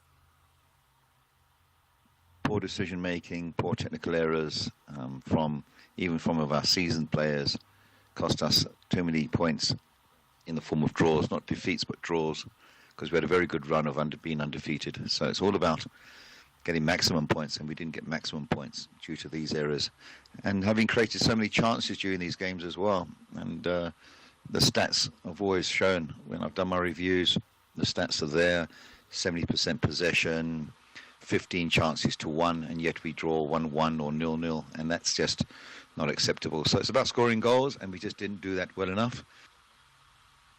That's the JVW head coach Mitchell Stevens here on the Morning Brief. That's a wrap of your sport. We'll have more for you top of the hour. For SAFM, I'm Zai Khan. The Business Update on SAFM. Let's bring in Dauling Lechela once again. Dauling, Bitcoin, there's an issue about fluctuation there, and you are telling me this morning that it's weighing on Coinbase's earnings. That's right, Silas. Now, the US's largest crypto exchange struggling in the third quarter, reporting numbers that are below analyst expectations. And this comes as risk events resulted in the Bitcoin price trading sideways for a number of months this year. Bitcoin initially hit an all-time high in March, but it declined and many retail traders left the market. Now, Bitcoin resumed its upward trend in September, inching closer to its all-time high, and that price action may lure investors back into the market. Looking at those numbers, total trading volume was down 18% from last quarter, and total transaction revenue declined 27%. The group also had to take into account accounting changes, which weighed on its performance. Moving forward, Coinbase remains wary about its fourth quarter performance, saying markets could be volatile with the US election taking place in this quarter. Coinbase's CFO, Alicia Haas, says things tend to change quickly in the crypto market, and so those price movements are likely going to impact its returns in the fourth quarter as well. Tell me about Adcorp eyeing stronger second half performance. So the labor services company that has operations in South Africa and Australia is optimistic about its prospects for the second half of the year. The company's CEO, John Wenzel, says this is driven by improving economic indicators here at home, such as reduced inflation, stable interest rates, and the absence of load shedding, which are expected to gradually boost demand for Adcorp services, particularly its hiring services unit. It's pegging its hopes on an improved economy, which would then drive corporates to hire more, which then would boost its hiring services unit. In Australia, the transformation of its professional services division has been completed, positioning Adcorp to unlock cost benefits. The group's outlook comes alongside its interim numbers, where revenue climbed 4.8% to 6.8 billion rand, driven by growth in its staffing solutions and the contingent services divisions, but earnings fell 14% due to restructuring costs and softer demand in its professional services division, the one that's based in Australia. So really a mixed 6-month period for Adcorp. Lastly, Dowling, just a recap of the markets here at home and elsewhere in the world. So it's choppy trade for Asia this morning, with the Japanese Nikkei tanking 2.5%, while stocks in China are in the green. The Hong Kong Hang Seng leading gains, they're up 1%. Trade there being hit by the sour sentiment as US markets closed lower overnight, but upbeat Chinese manufacturing data providing some relief. In Wall Street, futures are in the green, reversing yesterday's losses, where markets experienced somewhat of a Halloween sell-off driven by declines in the tech sector.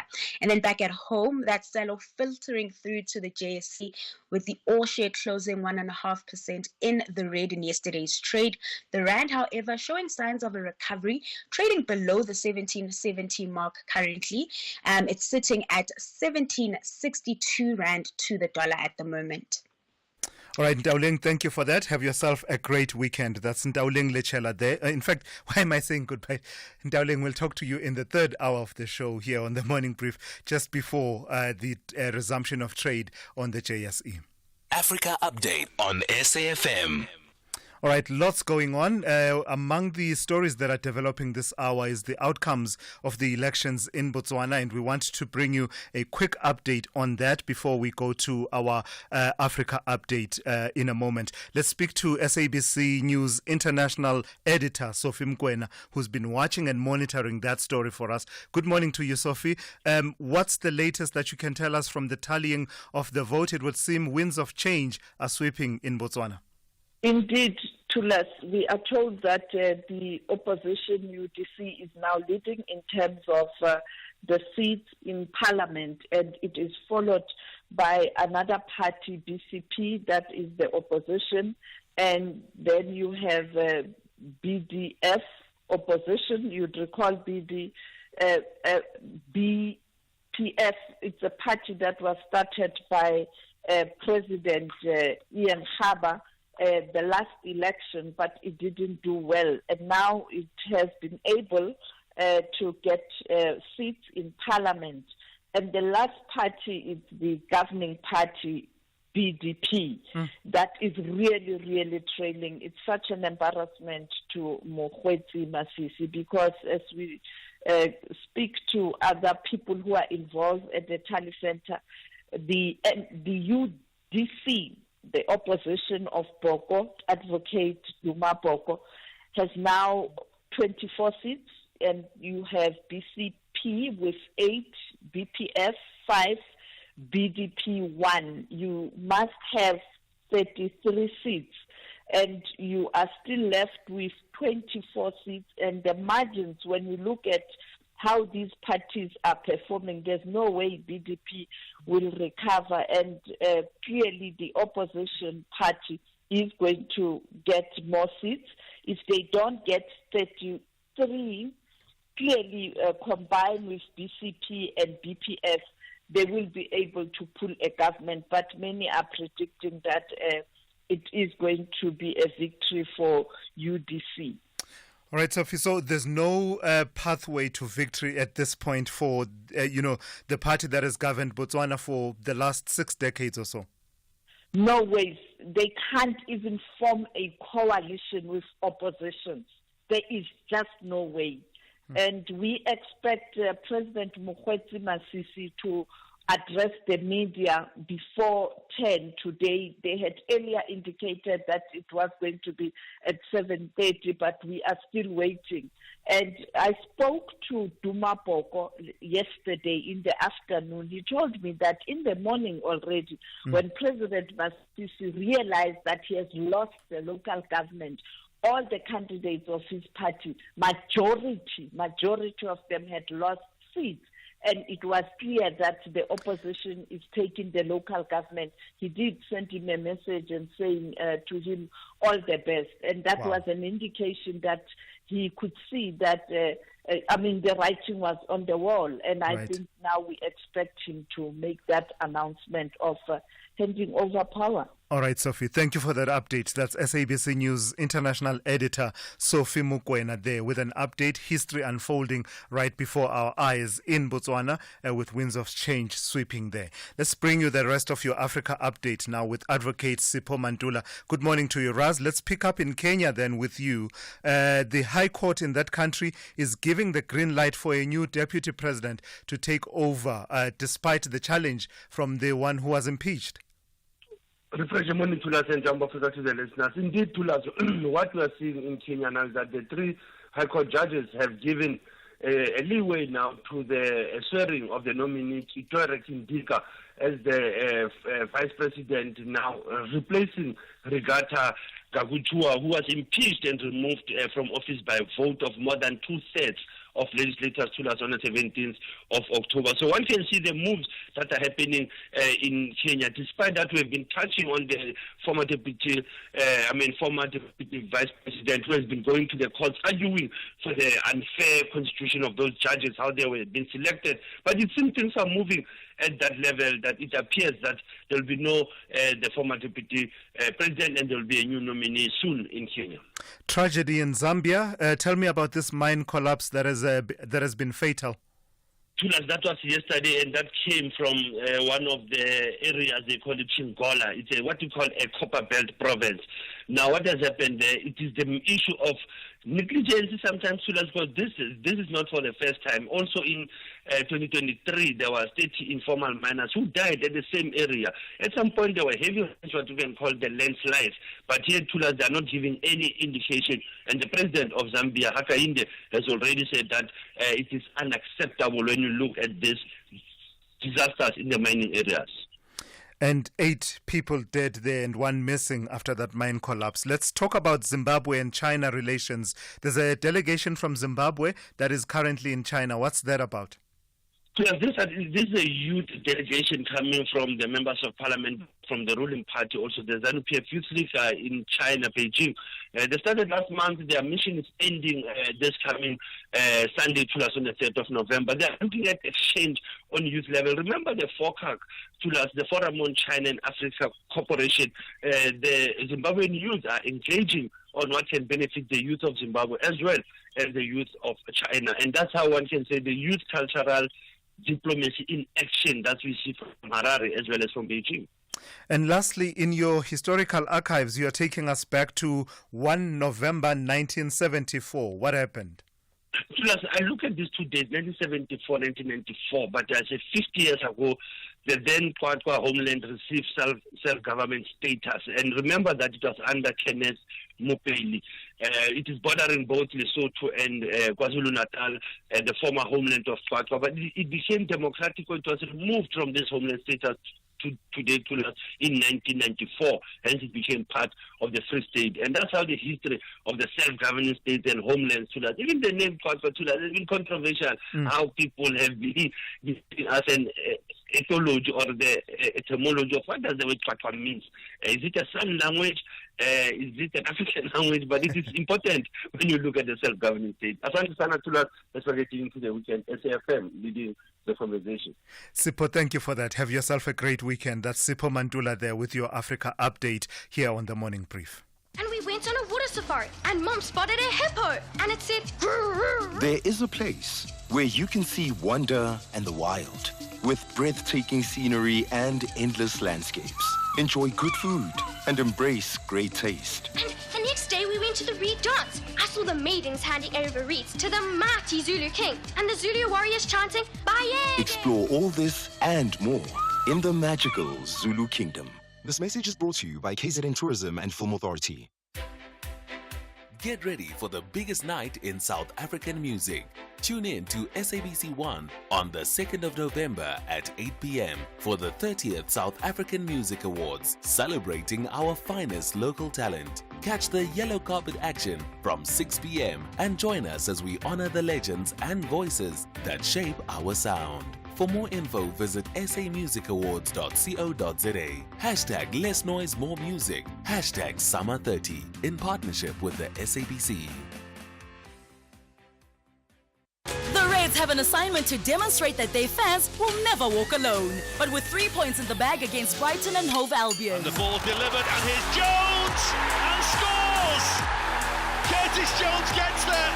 However, the Seagulls want to emphasize that they are in the top half to stay. Genio, he's got it across! Goodness me! Danny Welbeck has put Albion into the lead. This is the Premier League. Catch the thrilling clash between Liverpool FC and Brighton and Hove Albion FC on Saturday 2 November at 4:30 p.m. live on SABC3. Also available everywhere for everyone, always on SABC Plus and SABCSport.com. Proudly brought to you by SABC Sport. For the love of the game. Black Friday is the buzzword of the month, but with the great car insurance savings from Outsurance, you can celebrate Black Friday all year round. SMS out to 30754 for a quote today. If Outsurance can't beat your car insurance premium, ask for 500 Rand cash. And make that 1,500 Rand cash if you've been claim-free and with the same insurer for 3 years. Monthly savings. If they are cheaper or cash, monthly savings if they are cheaper or cash in your pocket. It's a win-win for you. SMS out to 30754 to switch and save today. That's out to 30754. Outsurance, where you always get something out.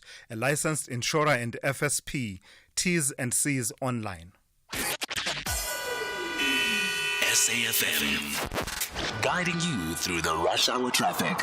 Two problems on the Ekurhuleni side of Gauteng. One is the roadworks on the R21 causing a very heavy backlog this morning, going up through the Benoni exit up towards the R25 Bobsfontein exit. If you're leaving the airport, that is going to surprise you just how heavy that traffic queue is through the roadworks. Also on the N12 at Craft Road, coming through from Benoni and the Boksburg, a collision there. Durban's M4 remains heavy through Umbilo Kongela up into the CBD. There may still be a restriction on the Esplanade around the Yacht Club area because it's very slow as you come up the M4 and then sort of want to merge onto the Esplanade. It's all very heavily back up. N3 this morning from Pavilion through towards Sherwood is very heavy. A lot of pressure still around the Duffs Road area. M25 and the R102 are both very slow going. And the N3 to Pietermaritzburg, leaving Durban, a truck crash halfway between Hammersdale and Cato Ridge, causing quite a backlog of traffic that side. Cape Town, the R300 is worth avoiding. There's a police incident closing the off-ramp to Stellenbosch Arterial from the R300 North. So that traffic effectively queues from the N2 Muway at Khayelitsha on the ramp to the R300, all the way past that closure at Stellenbosch Arterial, and then alternative route seekers then going up towards Van Riebeeck Road. So it's heavy. The quickest way through would be to stay on the N2, off-ramp at Borchard's Quarry, go up past the Airport Industrial, into Robert Sobukwe, and then you're straight into Stellenbosch Arterial for your connections from there. The rest of the highways in Cape Town, moderately busy today. N1 from N1 City through Plattekloof down towards the Kuiper interchange, and then you've got a secondary backlog of traffic entering the CBD, slow go over the elevated freeway. Rob Byrne, SAFM Traffic. 16 teams of Mzansi Africa's Elite League are back to the battlefield. Ngamandla masha. They all believe ukuthi kuzoba right, kube bright, as they navigate the path to the final. This is the second edition of the Carlin Knockout Cup. Fakugesi. Catch the unmatched passion and drama of Ibhola laseMzansi.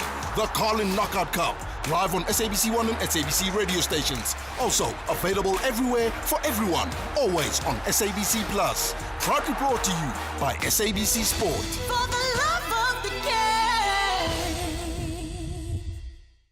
At Business Outsurance, ensuring your business is our business. Switch to Business Outsurance today, and you could get a massive 20% discount on your business insurance premium.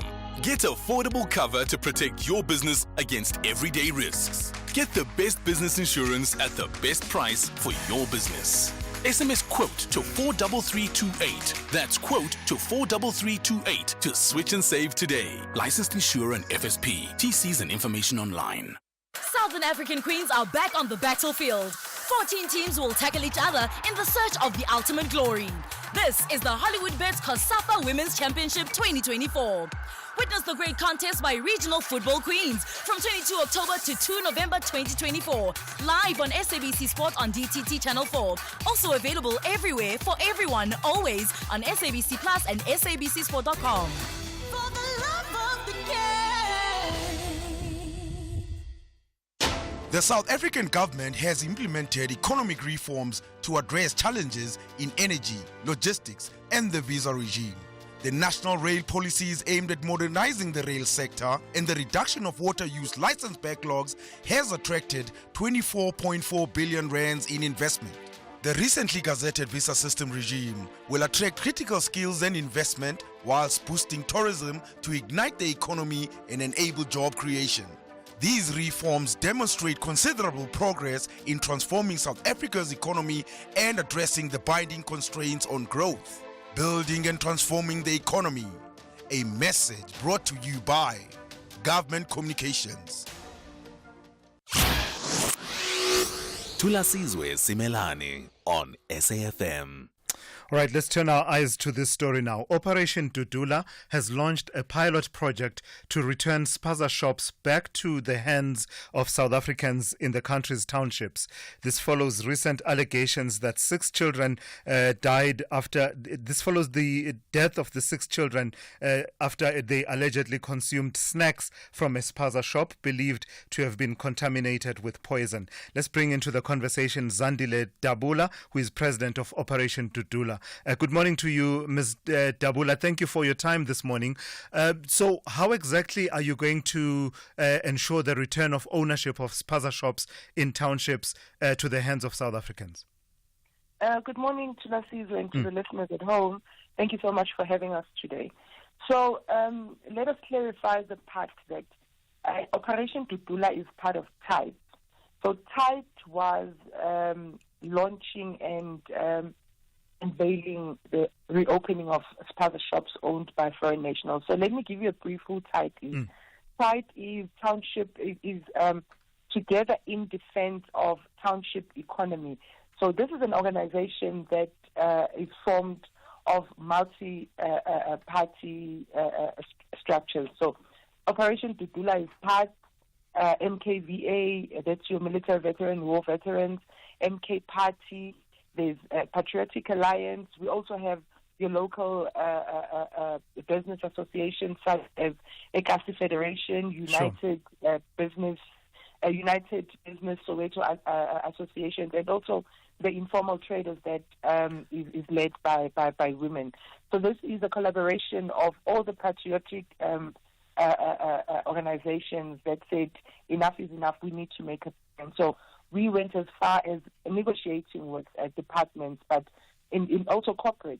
So we confronted Family Tree, and they had decided to give us a grant to fully equip 15 shops in Naledi, because we wanted to pilot this project in Naledi because it looks like that's where the crisis is. Remember, if you could remember, sometime last year we buried 3 kids in Naledi, and this year the number increased to 6.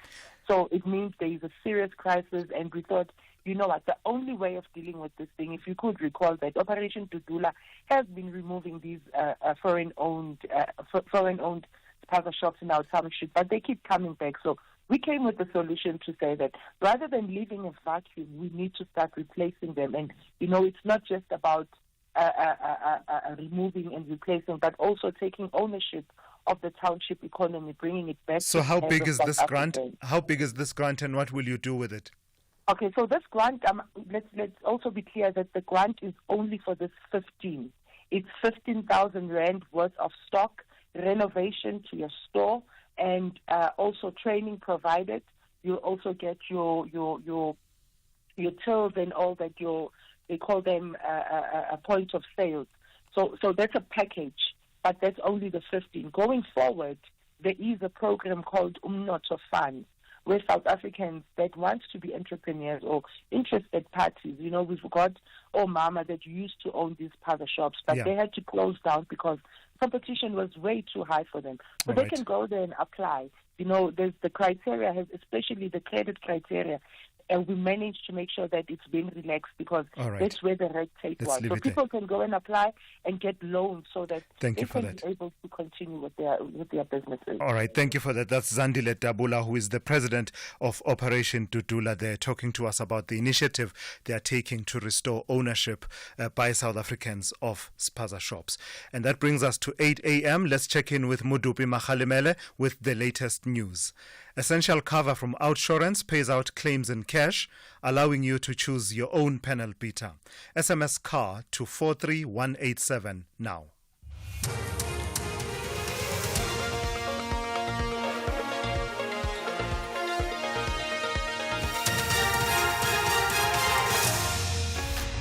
Thank you very much, Thulas. The top stories at 8, Ramaphosa encouraged by the ANC in Limpopo and Treasury concerned over public sector wage talks. A very good morning. ANC President Cyril Ramaphosa says he's encouraged and feeling optimistic about the state of the party in Limpopo. He was speaking during the extended Provincial Executive Committee gathering in Polokwane last night. Ramaphosa also briefed the committee on the NEC's decisions, particularly the renewal program aimed at strengthening the organization. He says the renewal program will now include a foundational course for all members from the NEC to provincial and branch levels. I also took time to brief them about the decisions of the National Executive Committee, but more importantly to brief them about the recent decision of the National Executive Committee to ensure that we all embark on a foundational course as members of the ANC, right from members of the National Executive Committee, Provincial Executive Committee, and all members indeed, and how all of us must participate in that course as a process of renewing the ANC and strengthening it. Former ANC President Jacob Zuma will appear virtually before the party's National Disciplinary Committee of Appeals today. The body is set to hear the appeal by Zuma against the proceedings and outcomes of the National Disciplinary Committee process in July, which led to his expulsion. The former ANC president will be represented by ANC member Tony Ngeni, who's been instructed to apply for a physical and public appeal process, as well as to raise a few other preliminary objections which need to be decided on before the appeal on the merits. A well-known soccer player is expected to appear in the Tembisa Magistrates Court east of Joburg following a car crash that claimed the life of a 9-year-old child. 2 other people who were in the vehicle with the deceased suffered serious injuries and are being treated in hospital. Lerato Makula reports. The suspect who plays for Skukune United Football Club was expected to appear in court yesterday. However, the NPA says the docket was not court-ready. Ekurhuleni Metro Police spokesperson Thabiso Makgato says the footballer's car crashed into another vehicle on Andrew Mapeto Road in Tembisa in Ekurhuleni on Wednesday morning.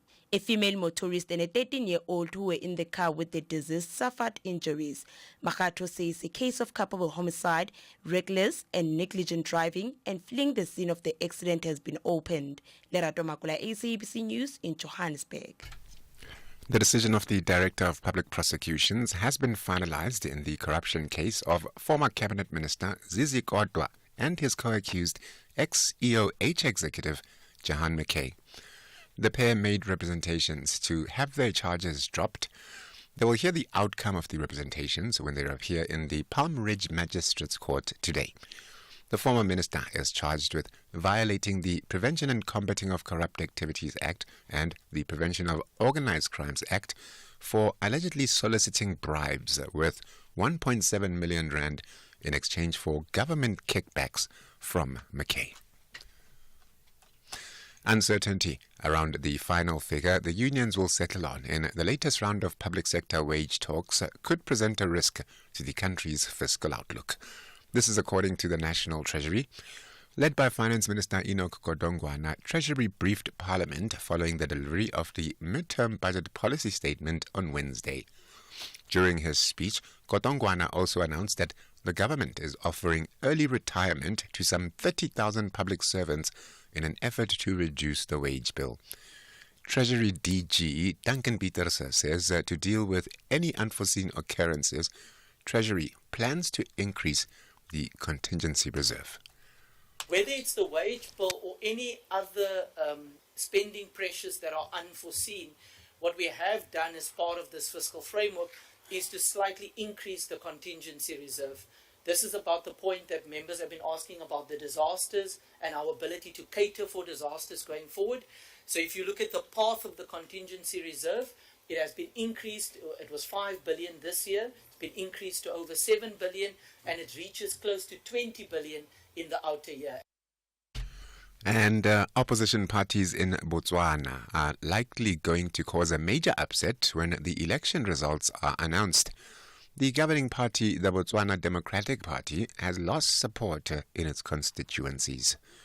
Ditaba Tsotetsi takes a look. The Umbrella for Democratic Change, led by Advocate Duma Boko, has been able to make strong inroads and has performed well at local government level. A similar performance is expected when counting of parliamentary seats is completed. If the opposition is able to form government, BDP will be the second liberation organization to lose power this year. The ANC lost its majority in May general election, and the party had to form a government with other parties.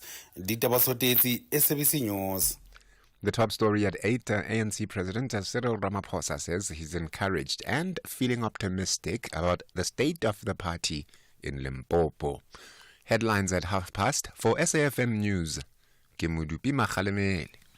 And that's the news for this hour. Theft, accident and 1 million rand liability cover, all covered by Outsurance Essential. Get a quote today. SMS CAR to 43187. Outsurance Essential is low-cost insurance for older cars. Annelie, a 39-year-old woman, pays only 291 Rand a month for her 2005 Hyundai Getz 1.5.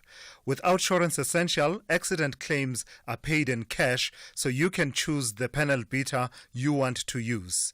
Top this up with motor warranty, which covers you for mechanical or electrical breakdowns.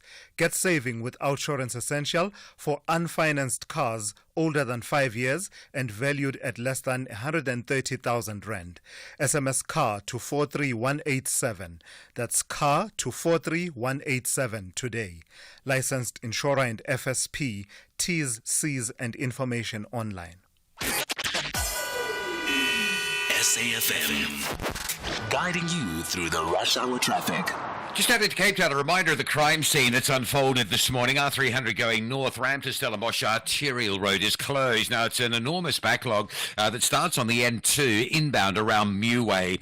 From there all the way onto the R300 ramp and then all the way up past the crime scene at Stellenbosch Arterial. You can't get off there, and then pushing up towards the next exit, which is the Van Riebeeck Road and Strand Road exit to Belleville and Kales River. So very heavy backlogs effectively from Khayelitsha right through to Belleville this morning. Avoid it. The best option, stay on the N2 inbound off ramp at Borchard's Quarry, get up to Robert Sobukwe, and then you're all of a sudden on Stellenbosch Arterial for your connections from there.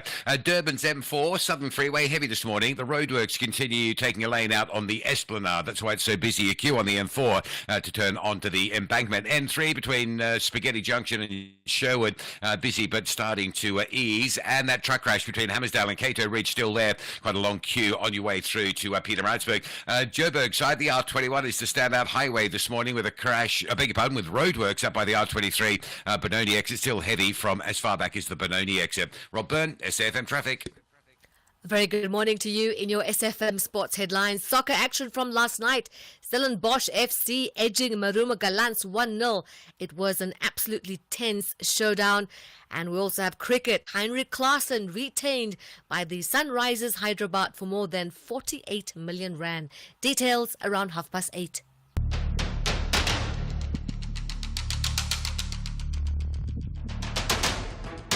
The Morning Brief with Thulasizwe Simelane. Weekdays, Monday to Friday, 6 to 9 a.m.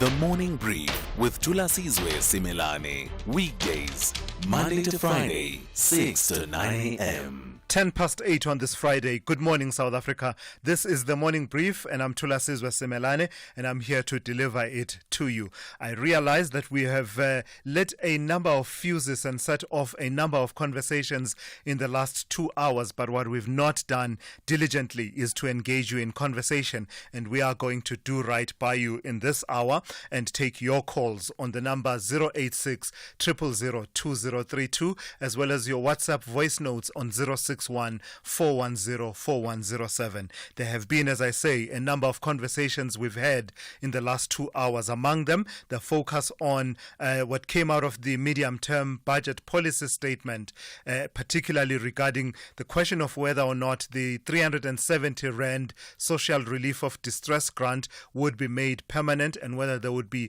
permanent budgetary resources that are allocated thereto. We also spoke a little bit, of course, about the issue of spaza shops, the initiatives that are being taken by Operation Dudula and others who are now saying that they will be seeking to secure grants to help South Africans to own and run successful spaza shops in the townships, and that falls within that context of concerns among communities around the ownership by foreign nationals of spaza shops, particularly undocumented foreign nationals, as well as the trends where there doesn't seem to be a compliance with some of the regulations around that. But the conversation that has resonated the most with me this morning has been the report that came out in Polokwane, at the Polokwane local municipality, that says that municipality has lost some 500 million Rand through systemic corruption since 2008 that involves almost everything everything, really, man. From, people claiming over time that they were not entitled to people inflating the costs of build projects, such as the Mankweng local stadium, which is still not complete, equipment being stolen from the storeroom, being given to contractors who then later sell it on to the municipality at a higher cost. Kuningi, guys, it's a lot. There's a lot going on in Polokwane there. So I would like to hear from you on these and other issues that are on your mind. But in just a moment, I'll be in conversation with the Santaco national spokesperson, Rebecca Phala, about their position around people offering lifts to people in their private vehicles. That is something that it seems Santaco is opposed to. The third hour of the morning brief starts now. South African Airways is expanding in the DRC. We now offer direct flights from Johannesburg to Lubumbashi, the heart of the DRC's mining hub.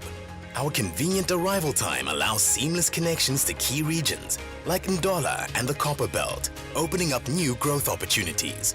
Traders can benefit from our generous baggage allowance, while SAA's superior aircraft belly capacity ensures your cargo reaches most parts of Congo on the same day. Book now at flysaa.com or contact your travel agent. South African Airways, connecting Africa to the world, one flight at a time. Channel a decluttered, recharged and flourishing you on Afternoon Express, Tuesday at 6 p.m. on S3. As Coach Lucia Drummond offers practical steps to a less is more lifestyle. HR specialist Uthato Mabelane shares key skills to revitalize your career. Plus, Overnight Oats is the perfect after-gym recharger. That's Afternoon Express, this Tuesday at 6 p.m. only on S3. Repeat Sundays at 8:30 a.m. Play Powerball and Powerball Plus for your chance to win 107 million rand in jackpots this Friday. That's right. Play Powerball for an estimated 32 million rand jackpot and Powerball Plus for the staggering 75 million rand guaranteed jackpot today. Buy your tickets now in store on nationallottery.co.za, the mobile app, cell phone banking, or simply dial *120 *7529# for USSD. Panda, Pusha, play. Players must be 18 years old or play responsibly. E2 is a proud operator of the National Lottery. If you think you cannot afford a lawyer, think again. Clientele Legal has made professional legal services affordable for you. Whether it's a civil, criminal, or labor-related matter, we have a nationwide panel of attorneys standing by to assist you. SMS SAFM to 32195. That's SAFM to 32195 and we'll call you back. Clientele General is a licensed non-life insurer and an authorized FSP. Standard rates and terms and conditions apply. Thulasizwe Simelane on the Morning Brief. Weekdays, Monday to Friday, 6 to 9 a.m. All right, let's go straight to that conversation with Rebecca Phala, who is the Santaco national spokesperson. It has to do with the South African National Taxi Council warning motorists to avoid picking up hitchhikers on taxi routes. Rebecca Phala, good morning, and thank you for your time this morning on the show. So just spell out for us, what is your position as Santaco regarding, private owners of vehicles being able to pick up and give a lift to whomever they want to give a lift to? Hi to the listeners. Look, our position is one of concern. We are concerned that there is an uptake of South Africans who are using their private vehicles which have not been licensed to ferry commuters in exchange for money to do exactly that, and thereby disadvantaging those of us who actually are permitted to transporting people. That's the first concern. The second concern is that this uptake also means that many more South Africans are now starting to be at the threat of being violated, because once you get into a vehicle whose owner you do not know, which is not permitted to transport people, you also are putting your life at risk of being violated. So it's generally that we're concerned that there is that uptake, and our business is literally being disadvantaged. So out of that concern, you then decide to take the law into your own hands by having your patrollers engaging in the kind of behavior that we saw in Mpumalanga, where the vehicle of a person who had offered a lift to a neighbor was impounded, quote unquote, and the demand for 2,500 rand for it to be released. That's the kind of behavior you then engage in just because you are concerned? No. So the behavior that you've seen in Mpumalanga is not in any way mandated by Santaco. If anything, even the association in question with that particular case has also said that there's generally a behavior that we've seen from the patrollers who, by the way, are mandated to safeguard the interests of our business on the road, that some of them have now seemingly branched into criminality. So it's not sanctioned by Santaco for our patrollers to violate South Africans, to extort money from them, to impound their vehicle. We do not have such a mandate, and it's not necessarily what we're supposed to be doing. But for context purposes, as essentially what I've said to you already, it would appear to be a retaliation, one that we're not necessarily promoting and or sanctioning, that comes from some of our operators, because we are seeing the surge in people essentially taking business from the taxi industry. The problem, though, Rebecca, is that you don't have control over these patrollers, and that's really the essence of the issue. You have no ways of controlling what these people do because they are spread out in various parts of the country. You will have seen the videos where a vehicle driven by these patrollers was blocking another vehicle on the road, endangering other motorists, all in the name of, quote-unquote, the mandate to safeguard the interests of your business. So I would want to perhaps know what you mean when you say we do not have control. Well, yes, if you could show us that you have dealt with patrollers, you've not cited that those patrollers who impounded a vehicle in Mpumalanga have been dealt with. You've not said those who block motorists on the road when they see them picking up a hitchhiker have been dealt with. Okay, well, it's that the question is being asked now so that it can be responded to. It hasn't, actually. So we've got disciplinary proceedings at every taxi association. With that association in question already as I speak to you, the patrollers are undergoing the disciplinary proceedings, which mean they have to be brought in for a hearing so that they explain why they've acted in the way that they do. The disciplinary proceedings, by the way, are common in all of our taxi associations.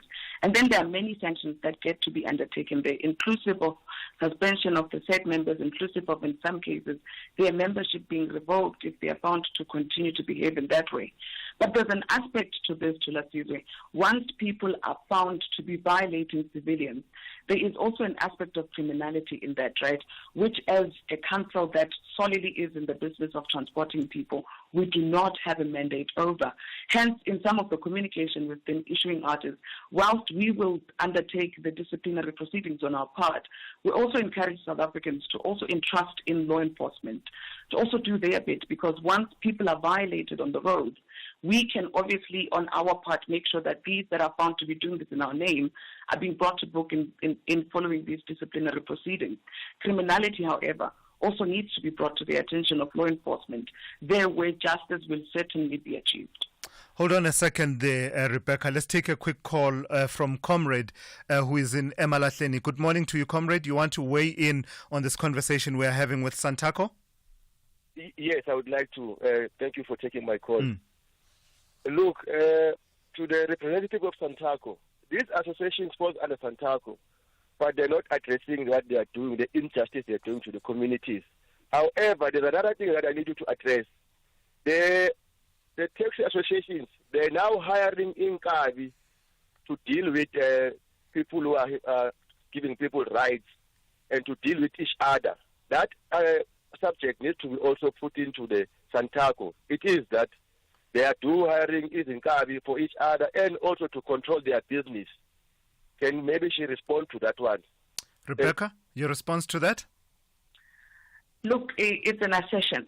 It's an assertion, one that has not been quantified in any way. I do not wish to respond to that. As long as it's not based on evidence, I cannot answer to any question. These people that are being called Inkabis, there are too many terminologies that are being called in reference to these people. Exactly what is the mandate that they're being brought into the industry with, that is yet to be revealed to us. Again, if criminality is being suspected in any part of society, South Africans should please entrust law enforcement to to be the ones that respond to this. What do they want the business to say? They are called many things to Thulasizwe, but when he says we're calling these people to come in and safeguard, is he referring to the private security that's being brought into the taxi industry? What is he talking about? I don't know what that is. I'll come back to that in a moment, but let me bring in Martin in Centurion. Martin, you also want to weigh in on this conversation. Good morning to you. Morning to Thulasizwe. How are you? Very well. How are you? Good, thanks. I just want to weigh in on the topic and also ask a question to Rebecca. And my experience is based on facts. I'm a contractor. I once had some jobs in Butterworth. So one day, traveling from Butterworth to Witbank in Mpumalanga, we were stopped at Kokstad just because we were 4 in a bakkie and we had bags. Remember, we are from Mpumalanga. We are doing a project in Butterworth. Those guys, they had to take us back to the taxi rank for us to explain, for us to call our company. And they told us that we need to pay 2005 if we are picking up hikes. And then again, why is that amount they're saying everywhere? If she's saying it's not mandated by Santaco. My question is, I'm telling you, Thulasizwe, the taxi industry is terrorizing the community. Sometimes you'll be driving, because my experience is bad from the Eastern Cape side, because I used to travel on N2. Sometimes we'll be traveling to sites, we are two, we'll have to be stopped and explain for 30 minutes that we are going to work. Right. Okay, thank you for that. Martin, let's get a response from Rebecca. Rebecca, the complaints are similar. And they are widespread. And I think it would be disingenuous of you to not fully grapple with the extent of the problem and say it's an exception to the norm. Please speak honestly to the people. This practice is happening and people are experiencing it and they are living with it. What are you as Santaco doing about it? Thulasizwe, maybe let me re-emphasize. We are not oblivious to the reality that it is a widespread problem. We're not in any way denying that. Secondly, the issue of the amount and it being the same, criminality, and I do not in any way understand aspects of criminality and the trends thereof, but we know that to also be truthful. And I just wish we could also ask to say, and when these people have been asked and taken to these facilities and money was extorted from them, to ask what have they done about that? Because to experience the problem, though, Rebecca, to be quite blunt with you, the problem is that you have introduced these individuals and whose state of whether or not they are armed, most motorists will not be familiar with. You've given them a mandate to, in your words, safeguard the interests of your business. But over and above that mandate, you've given them a mandate that they absolutely do not have to concern themselves with the business of who do I transport in my private vehicle. That is the essence of the problem that you should be addressing. Thulasizwe, we did not mandate these people to extort money from people. That's not the mandate. You mandated them to concern themselves with who I transport in my private vehicle, which has nothing to do with you. That's not the mandate that these people have been. They don't have a mandate to stop any motorist. That's different from what you've been saying in the last few days, Rebecca. You see, I don't have a problem. I don't have quibbles citing other instances where you've spoken. I've listened to you in the past few days. You have said that they have a mandate to ask what, was the relationship, why are you picking up people, and you just explain, and if you explain, you'll be fine. I'm saying to you, I don't have to explain to you if I decide to give a lift to a person. It doesn't matter. It's none of your business as the taxi industry. Thulasizwe, I wish you could cite those instances where I personally You spoke on 702. Literally on 702, day before, I told Clement, we do not have a mandate to question who you transport. What we are concerned about is when people come to the territories where we work and they load people. That's what we're concerned about. What's happening on the roads, I've even said, is regrettable. Hence, I'm saying to you, for instance, with the recent case of what happened in Mpumalanga, it's already being taken care of. The reason why I'm saying I wish people could tell us what they've done once they've been wronged is because there are processes that get to be followed, as is often the case when anyone is offended. All right, let's leave it there, Rebecca Pala. Clearly, there's a bigger problem to be addressed there about the extent to which your industry sees itself as being bound by the same laws that all of us have to adhere to. That is Rebecca Pala there. She's the Santaco national spokesperson. Whatever your need for a personal loan, choose a bank that's best for your loans. Nedbank offers loans of up to 400,000 Rand at the best possible fixed interest rates. And there's more. Open a My Goals Plus or My Goals Premium account, and you could enjoy 200 Rand cash back every month for the duration of your loan term. That's up to 14,400 Rand cash back. Visit nedbank.co.za to apply for your tailored personal loan. See money differently. Nedbank. We are a licensed FSP and registered credit provider. T's and C's apply. And we went on a water safari, and Mom spotted a hippo, and it said, "Grrr." There is a place where you can see wonder and the wild, with breathtaking scenery and endless landscapes. Enjoy good food and embrace great taste. And the next day we went to the reed dance. I saw the maidens handing over reeds to the mighty Zulu king, and the Zulu warriors chanting, "Baye." Explore all this and more in the magical Zulu Kingdom. This message is brought to you by KZN Tourism and Film Authority. Hi everyone, my name is Itumeleng Khune, SABC Sport football analyst. When I feel down and I listen to gospel, it gives me motivation. I'm a person who loves all genres. If I was a chef, my favorite meal that I would prepare would be pap, cabbage, meaty bones, with a bit of acha on the side. My favorite language is Portuguese. Bom dia, como está? Estou bem. What I like about SABC Sport is they give you the platform and the permission to be yourself and speak any language. Catch the ever-passionate Itumeleng Khune's analysis of Bola Letu on match days, live on Latuma. Proudly brought to you by SABC Sport. For the love of the game. Eskom has made it easy for you to recode your meter. Customers must recode meters by 24 November 2024. All Eskom customers are reminded to recode their prepaid meters before 24 November 2024. If your meter is not recoded, it will not accept legally bought prepaid electricity tokens. Eskom has made this process easy for you. We have pre-coded all meters and they are ready for you to recode your meter yourself. To do this, go to any Eskom approved electricity outlet and buy an electricity credit token. Our teams are on standby to help you. Call Thulasizwe now, 086 000 2032. Let me take a quick voice note on the story that we've been reporting on around corruption in the Polokwane local municipality. Thulasizwe, good morning to the SFM listeners. Thulasizwe, it's very disturbing to hear what has been happening regarding the Polokwane municipality and the forensic report that was issued. It's very disturbing. The figures are actually disturbing. I know that Polokwane municipality is not the only municipality that has gone through this process, and it's disgusting how corruption has become a norm in South African municipalities. This thing has to come to a stop at some point. Sekwanele, Pretoria. Yeah, absolutely. Completely agree with you. And disgusting really is part of one of those appropriate words to use in this instance. And your concern that it's not the only one is really the right concern there, Segwanele. Thank you for that. Let's check in now with Mudupi Makhalemele with the latest news headlines. Thank you very much, Thulasizwe. In your headlines at 8:30, the bail application of a Limpopo police officer accused of insurance murders and fraud is expected to resume this morning in the Polokwane Magistrates Court. A 40-year-old man has been arrested in Qumbu in the Eastern Cape on charges of the illegal possession of firearms.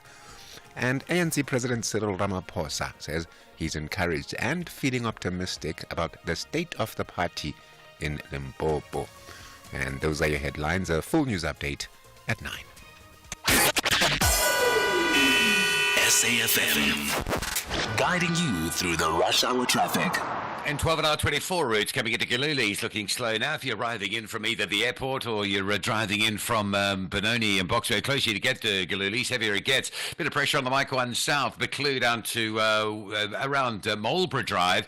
Behind that, the N3 North coming up from Limbro Park is slow into Buccleuch as well. And roadworks on the R21 at the Bupsfontein exit on your way to Pretoria still causing big backlogs as well. Truck crash between Durban and Pietermaritzburg is in the section between Hammersdale and Cato Ridge. There's still a really big queue of traffic there. The Southern Freeway going inbound, still a bit busy. It's easing, but it's just busy as you come up to the Esplanade. That off-ramp onto the Esplanade has a lane restriction, so that's busy going into Durban, and that's pushing back onto the M4. And you've also got that closure, top end of the M4, Brook Street, around the China Mall, sorting out that China Mall issue. So you sort of two options from the M4 are effectively with blockages today. Cape Town R300 Northeast, Stellenbosch Arterial off-ramp remains closed. Police crime scene there. R300 backs into that from as far back as the N2. It's worth avoiding. And a crash on Jakes Curville, the N7 going south just past Four Trekker Road near the railway bridge, moving through Goodwood direction Casino. That's all heavily backed up. Just trying to avoid Strand Street, going off Nelson Mandela into the city centre this morning.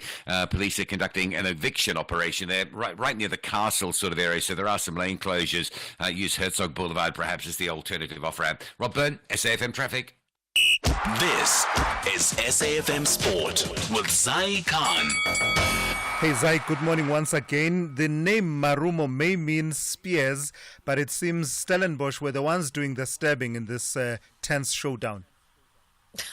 I like that. I didn't even know that. Yeah, I was just thinking maybe Gallants need to work on their gallantry, but I like the way you took it. Definitely, it was a stab too far, I think, for them, because this header from, I think, Stellenbosch, their player, Molosani's late goal was absolute pure class, and it was the true header, I think, that got them over the line. So a wonderful win for Stellenbosch, a vital win, in fact, in the Betway Premiership last night, with just a couple of minutes left on the clock. Thabo Lesani's header breaking the deadlock, moving Stellies up to fourth place in the standings, with coach Steve Barker relieved, calling it a hard-fought win in a game with few clear chances. So Gallants, however, they remain in a tough spot near the bottom of the table with only 4 points. And I think Stellies will be looking forward to carrying as much momentum as possible in this Betway Premiership. Moving from there to this story, and the South African cricket star Heinrich Klaasen has made IPL history, becoming the highest paid retained player. The Sunrisers Hyderabad secured Klaasen's return for a staggering 48.24 million rand, edging out even Virat Kohli's previous record from 2017. Klaasen had an explosive season. He racked up 479 runs with a strike rate of 171. And that, of course, held him in good stead. And the Hyderabaders, they finished runners-up last year. And Kohli, meanwhile, he's staying with the Royal Challengers Bengaluru, and other big names like Rishabh Pant and KL Rahul are also heading into next month's mega auction. And more cricket news. England's white ball captain Jos Buttler has not been retained by the Rajasthan Royals for the 2025 Indian Premier League season. Buttler has been with the Royals since 2018, but they opted not to keep him before the mega auction. Teams are allowed to retain up to 6 players from 2024, including 5 international capped players. And motorsport news. Max Verstappen dismissing critics of his recent driving against Formula One title rival Lando Norris as annoying and biased ahead of this weekend's Sao Paulo Grand Prix. Verstappen received 2 separate penalties following a pair of incidents with Norris during last weekend's Mexico Grand Prix, which came a week after the pair had been involved in another contentious moment of wheel-to-wheel action at the United States Grand Prix. Red Bull's Verstappen, who is seeking a 4th successive driver's title, lead McLaren's Norris by 47 points with 4 rounds of the 2024 season remaining. And finally, tennis. Stefano Tsitsipas saying he felt like a bull, keeping alive his hopes of qualifying for the ATP Tour Finals. battling back from a set down to beat Argentina's Francisco Cerundolo 6-7, 6-4, 6-2 at the Paris Masters. The 26-year-old Greek Tsitsipas, he's ranked 11th in the world. He's in contention for a place in the Turin showpiece, which runs from the 10th to the 17th of November. Although there are other better placed rivals still involved in Paris, he, Alex de Minaur of Australia, and the Bulgarian Grigor Dimitrov still aspire to take one of the 3 places still up for grabs. Djokovic, Andrei Rublev, Casper Ruud, they currently occupy the final 3 spots, but they are also not competing in Paris and or have already been knocked out. That's how we wrap up sport for now on the morning brief. We'll have more sport on SAFM around 12:30. That's with John Gericke for SAFM. I'm Zai Khan. The Business Update on SAFM. Did you say that I almost gave you a half day earlier on, Dowling? Hey, Thulas, I was going to go out for my run. I was very ready. You'd be so lucky. We have work to do. Company news. Let's start off with AB InBev's local unit, SAB. You're telling me that it is shining in the third quarter. That's right. So the local arm of AB InBev has defied global trends by maintaining its growth streak in the third quarter, despite its parent company reporting lower sales in major regions like the US, Mexico, and China. SAB achieved growth in both volumes and revenue. The CEO, Richard Rivett-Connick, attributed this success to price hikes. The products that showed the most growth in that portfolio include Corona and Flying Fish. Earnings increased by over 20%, with the company's core beer brands delivering mid-teens volume growth. Rivett-Connick says that SAB had outperformed the industry in both beer and beyond beer categories. The company plans to invest in innovation, particularly in the beyond beer category. With the peak festive season approaching, SAB expects continued growth driven by consumers' willingness to spend more around that time. And globally, AB InBev faced volume pressures due to softer consumer demand in those regions I mentioned, including China and Argentina. However, the company's US market showed signs of improvement.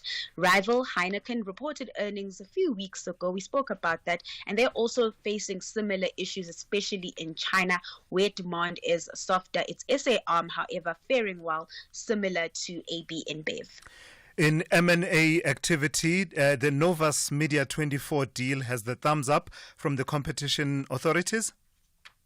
So, Thulas, the Competition Commission really been busy this week assessing major M&A deals in the country. This time around, as you've mentioned, it's given the Novus Media 24 deal the green light. The transaction will see the Naspers-owned media group sell its media logistics business on the dot and its community newspaper portfolio, which includes about 37 titles, to Novus Holdings, a local printing and publishing company. While the regulator has approved the deal, there are conditions attached. In its assessment, it's highlighted aspects that could limit competition, and so it's recommended that Novus must offer cold set printing and distribution services separately for a period of 3 years following the merger's implementation, and to minimize job losses resulting from the transaction.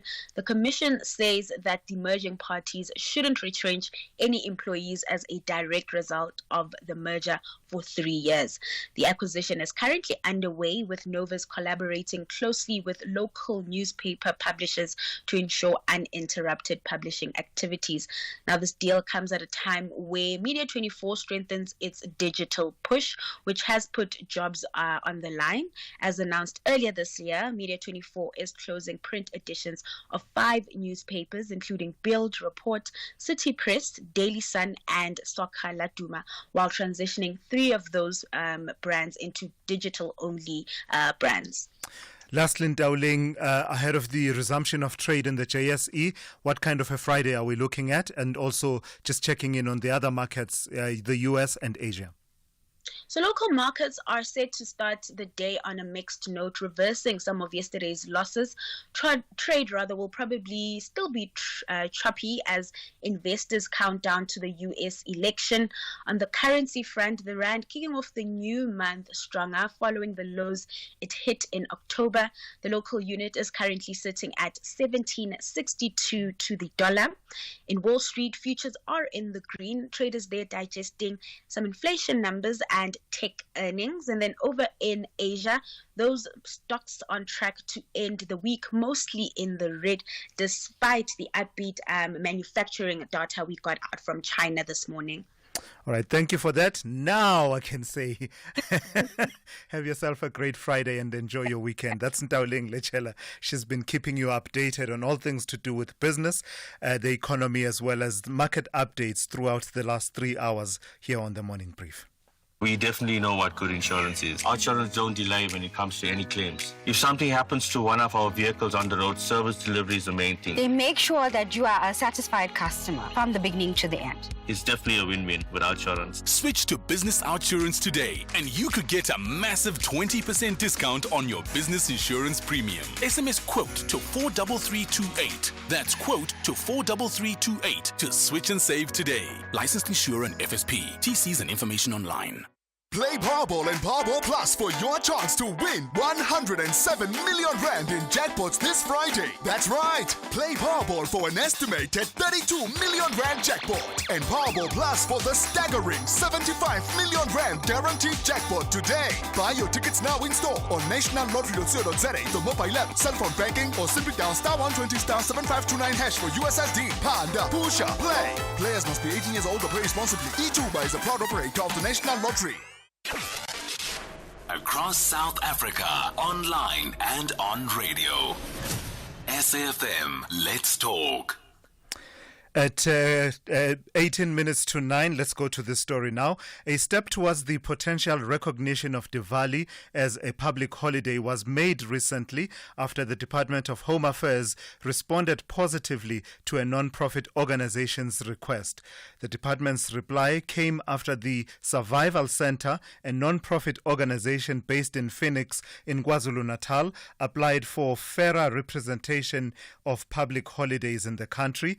Let's bring into the conversation Dr. Shital Bula from the Faculty of Humanities and Social Sciences, based at the University of Zululand. Good morning to you, Doc. I've got to thank you for your time. So how important was this step that was taken by the Department of Home Affairs, basically responding positively to the request for fairer representation of public holidays in the country? Good morning, and thank you for having me. I think in terms of fairer representation, we're becoming more inclusive, and it shouldn't actually be something that is too debated. We've got to look to our preamble, how it basically outlines and values inclusivity of all communities, minorities as well. And we also know, for instance, that there are numerous minority communities in our country as well, and they all equally need to be celebrated and also acknowledged. Yeah. So this step to at least be willing to have the conversation about fairer representation, how far does it take us along the line of having specifically Diwali recognized as a public holiday in this country? Look, I think there are going to be various legal and processes that are going to be followed, and it's got to follow through, and there needs to become, of course, a definite outcome of this. It shouldn't be basically stopped here, and I think initiation should be the right approach. It's come from a public participatory approach to take this further. People have also now been voicing their opinions, and more importantly, this kind of debate has also lends itself to social awareness. People that were not aware of the festival can become aware of the festival, and likewise, we should also look at being more inclusive towards representing other minority communities as well in this regard. What would recognition as a public holiday do for Diwali specifically? Well, Diwali is basically a time where we celebrate good over evil, truth over untruth, and all the positives of life. But more importantly, it's socially cohesive. It will actually allow communities, even those that are not of a Hindu religion, to actually celebrate, partake in the ceremony. I mean, similarly, many people that are not Christian celebrate Christmas widely in South Africa, for instance. And it will inculcate that culture of community building, being cohesive, and people partaking in one another's festivals. And those are key elements that actually bring people together. It's events, it's places, it's peoples, and it's spaces where people can connect upon. And would it address, such issues as the reasonable accommodation is the concept that was coined some years ago by the Constitutional Court, as well as just understanding, while at the same time, of course, factoring in, for instance, the concerns that arise every time Diwali is celebrated and commemorated around the welfare of pets and the likes, with the fireworks that are set off, but just balancing that, the interests of looking after the welfare of pets, but also at the same time not wanting to be the person that comes across as wanting to prescribe how a festival such as this one, which is of significance, should be marked by people across the country. Look, absolutely. When everybody can partake, everybody will actually understand the symbolic essence of it. And the fact that Diwali is not about fireworks. It's about celebrating the value of light over darkness. It's about celebrating cohesiveness, togetherness. It's a community sharing time. And a lot of South Africans do partake in the festivities of Diwali when Indian South Africans, for instance, share food and with the impoverished communities and do a lot of giving and sharing. There's a sense of Ubuntuism that happens, and all these elements contribute basically collectively to developing society in terms of building cohesiveness and togetherness. And when somebody partakes and feels a part of it, you somehow then have an understanding of what the purpose of the festival is, what it symbolizes, and why it's important. Yeah, absolutely. For most South Africans as well. Absolutely. And look, or small steps, in terms of general awareness, everybody being inclusive, the public holiday will allow other people from other communities and other cultures to participate, share, experience. And hopefully from there, it can be a stance towards building a better society.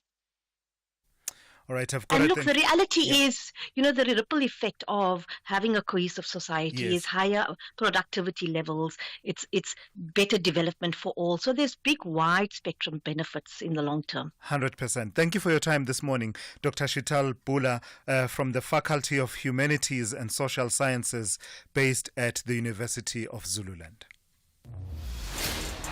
16 teams of Mzansi Africa's Elite League are back to the battlefield. Namandla Masha. They all believe Ukutukusoba right, Kube bright, as they navigate the path to the final. This is the second edition of the Carlin Knockout Cup. Fagukesi.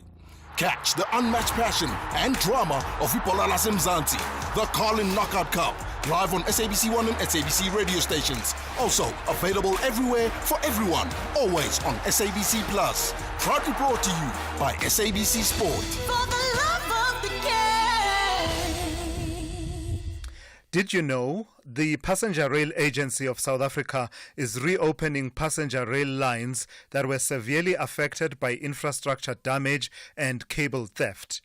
31 out of 40 priority lines are now fully operational. 266 stations are fully functional in cities across the country. The Gibela Train Factory has manufactured 246 trains, and half of these are already being utilized by PRASA, which has completed 35 million passenger trips across different regions to date. Doing more together, building better infrastructure, and delivering efficient service through collaboration. This message is brought to you by the National Department of Transport. SAFM, guiding you through the rush hour traffic. Friday, generally an easier run through the traffic. A lot of motorists have experienced that this morning, but there are a couple of pockets of delays. One is the crash on the Mike 1 South at Marlborough Drive, so coming down from Buccleuch off the N1. The N1 is clear, but you get into Buccleuch and then you sit down to Marlborough Drive. Also crashed just after the William Mandela off-ramp on the N1 North, so there are some delays there. And the R21 remains a problem with the roadworks at the Bopsfontein exit, causing quite a heavy delay today from the R23 Benoni exit. If you're on your way away from the airport direction Pretoria, that is the bottleneck of traffic delays. Victoria Embankment going into Durban with that lane restriction near the Yacht Club, that's still causing some delays. We've got this crash between Hammersdale and Cato Ridge that was backing things up. They've managed to clear the truck. The road has been reopened. The backlog has moved through, so that's good. Cape Town, the crash on the N7, the busy N7, Jakes Kerwell Drive, the crash near the railway bridge just south of Voortrekker Road. That's pushing a heavy queue right back past the Frans Conradi. N1 into town stays busy from the Coburg interchange, moving through to the elevated freeway. And just a reminder, if you're travelling out a little bit further today for the weekend, there's a terrific amount of roadworks on the N2 between Botrefia and Caledon. At least 2 or 3 stop-go controls there. More roadworks on the N2 in the central Heidelberg area. And then you get into some more roadwork delays between Albertinia and Mossel Bay, particularly around the Horitz River area in the Horitz region. So just to factor in some additional travel time. Also works further out as well between Neisner and Plettenberg Bay. Rob Byrne, SAFM Traffic. Call Thulasizwe now, 086 000 2032. All right, let's make the most of the remaining time on the show. Let's take some of your calls. Let's speak to Mohadi in Joburg. Mohadi, good morning. You want to talk to me about Santaco? Mohadi, can you hear me? All right, I don't know what's happening with the line there to Mohadi. We'll come back to Mohadi as soon as we can get them back on the line. But for now, let's speak to Bramoro. Bramoro, good morning to you. You also want to talk about Santaco? Yes, sir. How are you, sir? Very well. How are you? I'm good, thank you. Santaco is misbehaving. That we need to let them know. They are not above the laws of the country. And I also blame the various law enforcement agencies. But, one thing that we cannot take it away is most of the traffic workers are also involved in this taxi operation. They buy the taxis, give it to the drivers, register it, and also they become part of the mess. Here in Bloemfontein, where some of us are staying, is very far from the taxi rank. The moment you step out of your building, there is just a stop that you can easily get a car, go wherever, even if you're going to Joburg, etc. Now, what the taxi agency here are doing is they have their own taxi with these walkie-talkies or Motorola wireless phones. They will drive to various points of that they know this is a hotspot for hiking.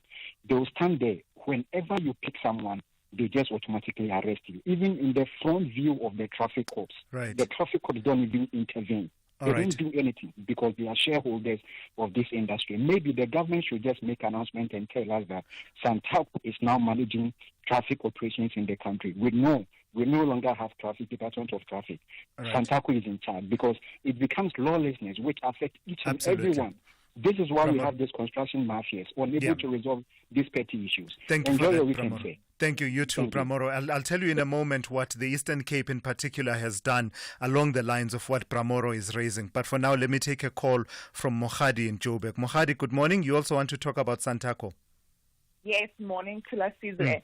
So I was listening to Rebecca speak, and I mean, there's two things really for me. The first one is that the taxi, unless I'm completely wrong, but to my knowledge, the taxi association in this country is not a legal entity of this country.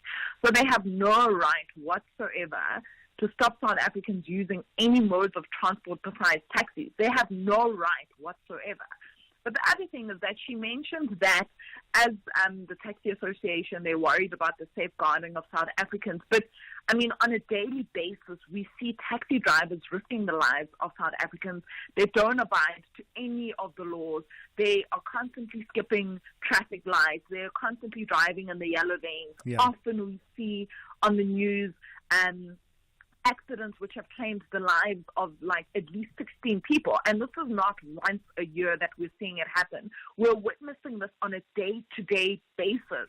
South Africans have every single right to not be comfortable to use a taxi. I think it is absolutely ridiculous that we now have taxi associations dictating to South Africans when and how they should be using taxis and, road blocking private cars to prevent them from giving people lifts. Like, that's absolutely not okay. It's a ridiculous argument there, Mohadi, that they are concerned about our safety when actually the more pressing issue is about our safety as far as the driving of the vehicles that they own. That's Mohadi there weighing in on that issue. Let me quickly take Mukwena. Mukwena, you also want to talk about taxis in this country. Good morning.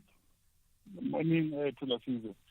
That's true. The issue of Santaco, I think it's not sitting well with most of South Africans. Moreover, those people that are not having cars, and you find that they are hitchhiking and the way they harass them. And they really don't have, heart, if one will say something like that, because they will do that even to elderly people. So I think it's a high time that, the South African laws take its course. We understand that they are in a business and all that, but I think they should also learn to treat people with respect. 100%. I saw what the chairperson of Santaco at Mpumalanga. I saw him speaking on the other channel with. It was very much uncalled for. Yeah, no, it was a weird argument that was being advanced. I was not expecting something like that. When you come into public, you need to see that. I just hope they are listening where they are. They are our brothers. We work with them, and we believe that they will treat people with care. Thanks for that, Mukwena. And as I said, I will be sharing what the Eastern Cape has done, helpfully shared there by Makaya Gomisa of the Eastern Cape Department of Transport. But let's take one or two voice notes before I do that. Good morning, Thulasizwe, and your team. Could you please ask Rebecca Lebatwa Santako, do they know there's a clause, I don't know if it's a clause or what, but in the Constitution where it says freedom of choice? Who are they to tell us how we must use our money and where we must use our money? If we choose not to board taxis, it is our choice. They do not have to force it on us. Come on, man.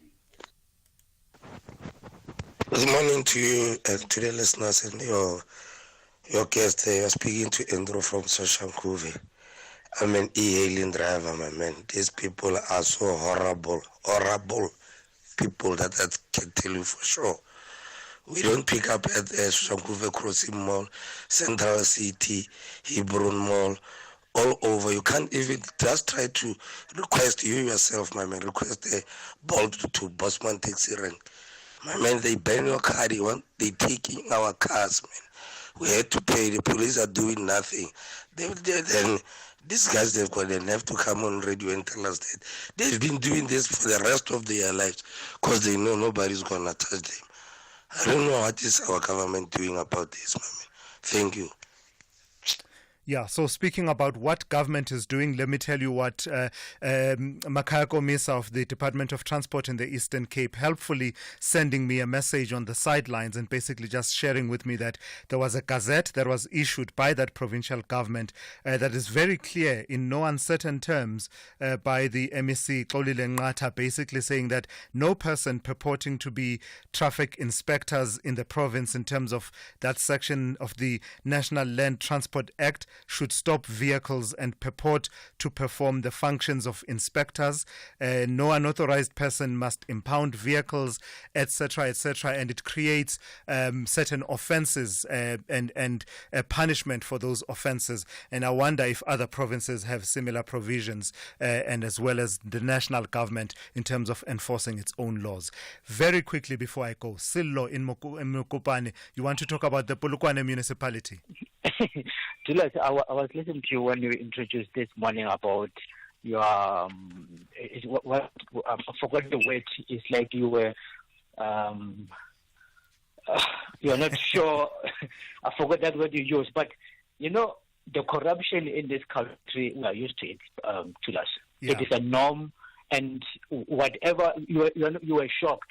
I think they were shocked about the horror movie. It's not a horror movie. It is something that we South Africans allowed to happen because we only come here on radio and then we complain. Nothing happened to those officials. I bet you no one is going to be arrested about that billions and billions that have been lost. Sure. I mean, go to the water project there in Venda, Malamolele area. How many billions did we lost? Nomvula Mokonyana was the Minister of Water and Sanitation that particular time. We can name the whole bunch of ministers that they have run down the department to nothing happened to them. Thank you. And those people, they've been given another jobs in this country, in this government. Thank you for that. Siloin Mokopane there weighing in on the situation in Polokwane and bringing us to the end of the Friday edition of the Morning Brief. Thank you for joining us and thank you for listening. Thanks to the team that put it all together. The Talking Point with Keti Mohlahlana is up next here on SAFM after the news. Essential cover from Outsurance pays out claims in cash, allowing you to choose your own panel beater. SMS car to 43187 now.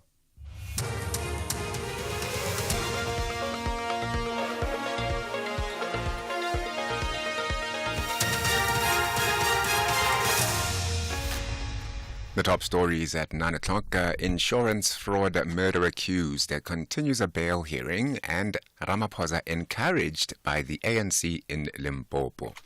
A very good morning to you. The bail application of a Limpopo police officer accused of insurance murders and fraud is expected to resume this morning in the Polokwane Magistrates Court. Sergeant Rachel Kutumela, her daughter and sister face a total of 31 charges, including murder, money laundering, and fraud. They allegedly pocketed 10 million rand from the killing spree that started in 2019. Pimani Baloi reports. The defense is expected to call more witnesses to give evidence in favor of the accused being released on bail. Thus far, the defense has called Sergeant Kutumela and the wife of one of Kutumela's alleged victims, Benedicta Mataba. Mataba testified that she does not believe that her husband was killed by Kutumela. Kutumela testified that she needed to be released on bail in order to care for her 3 minor children.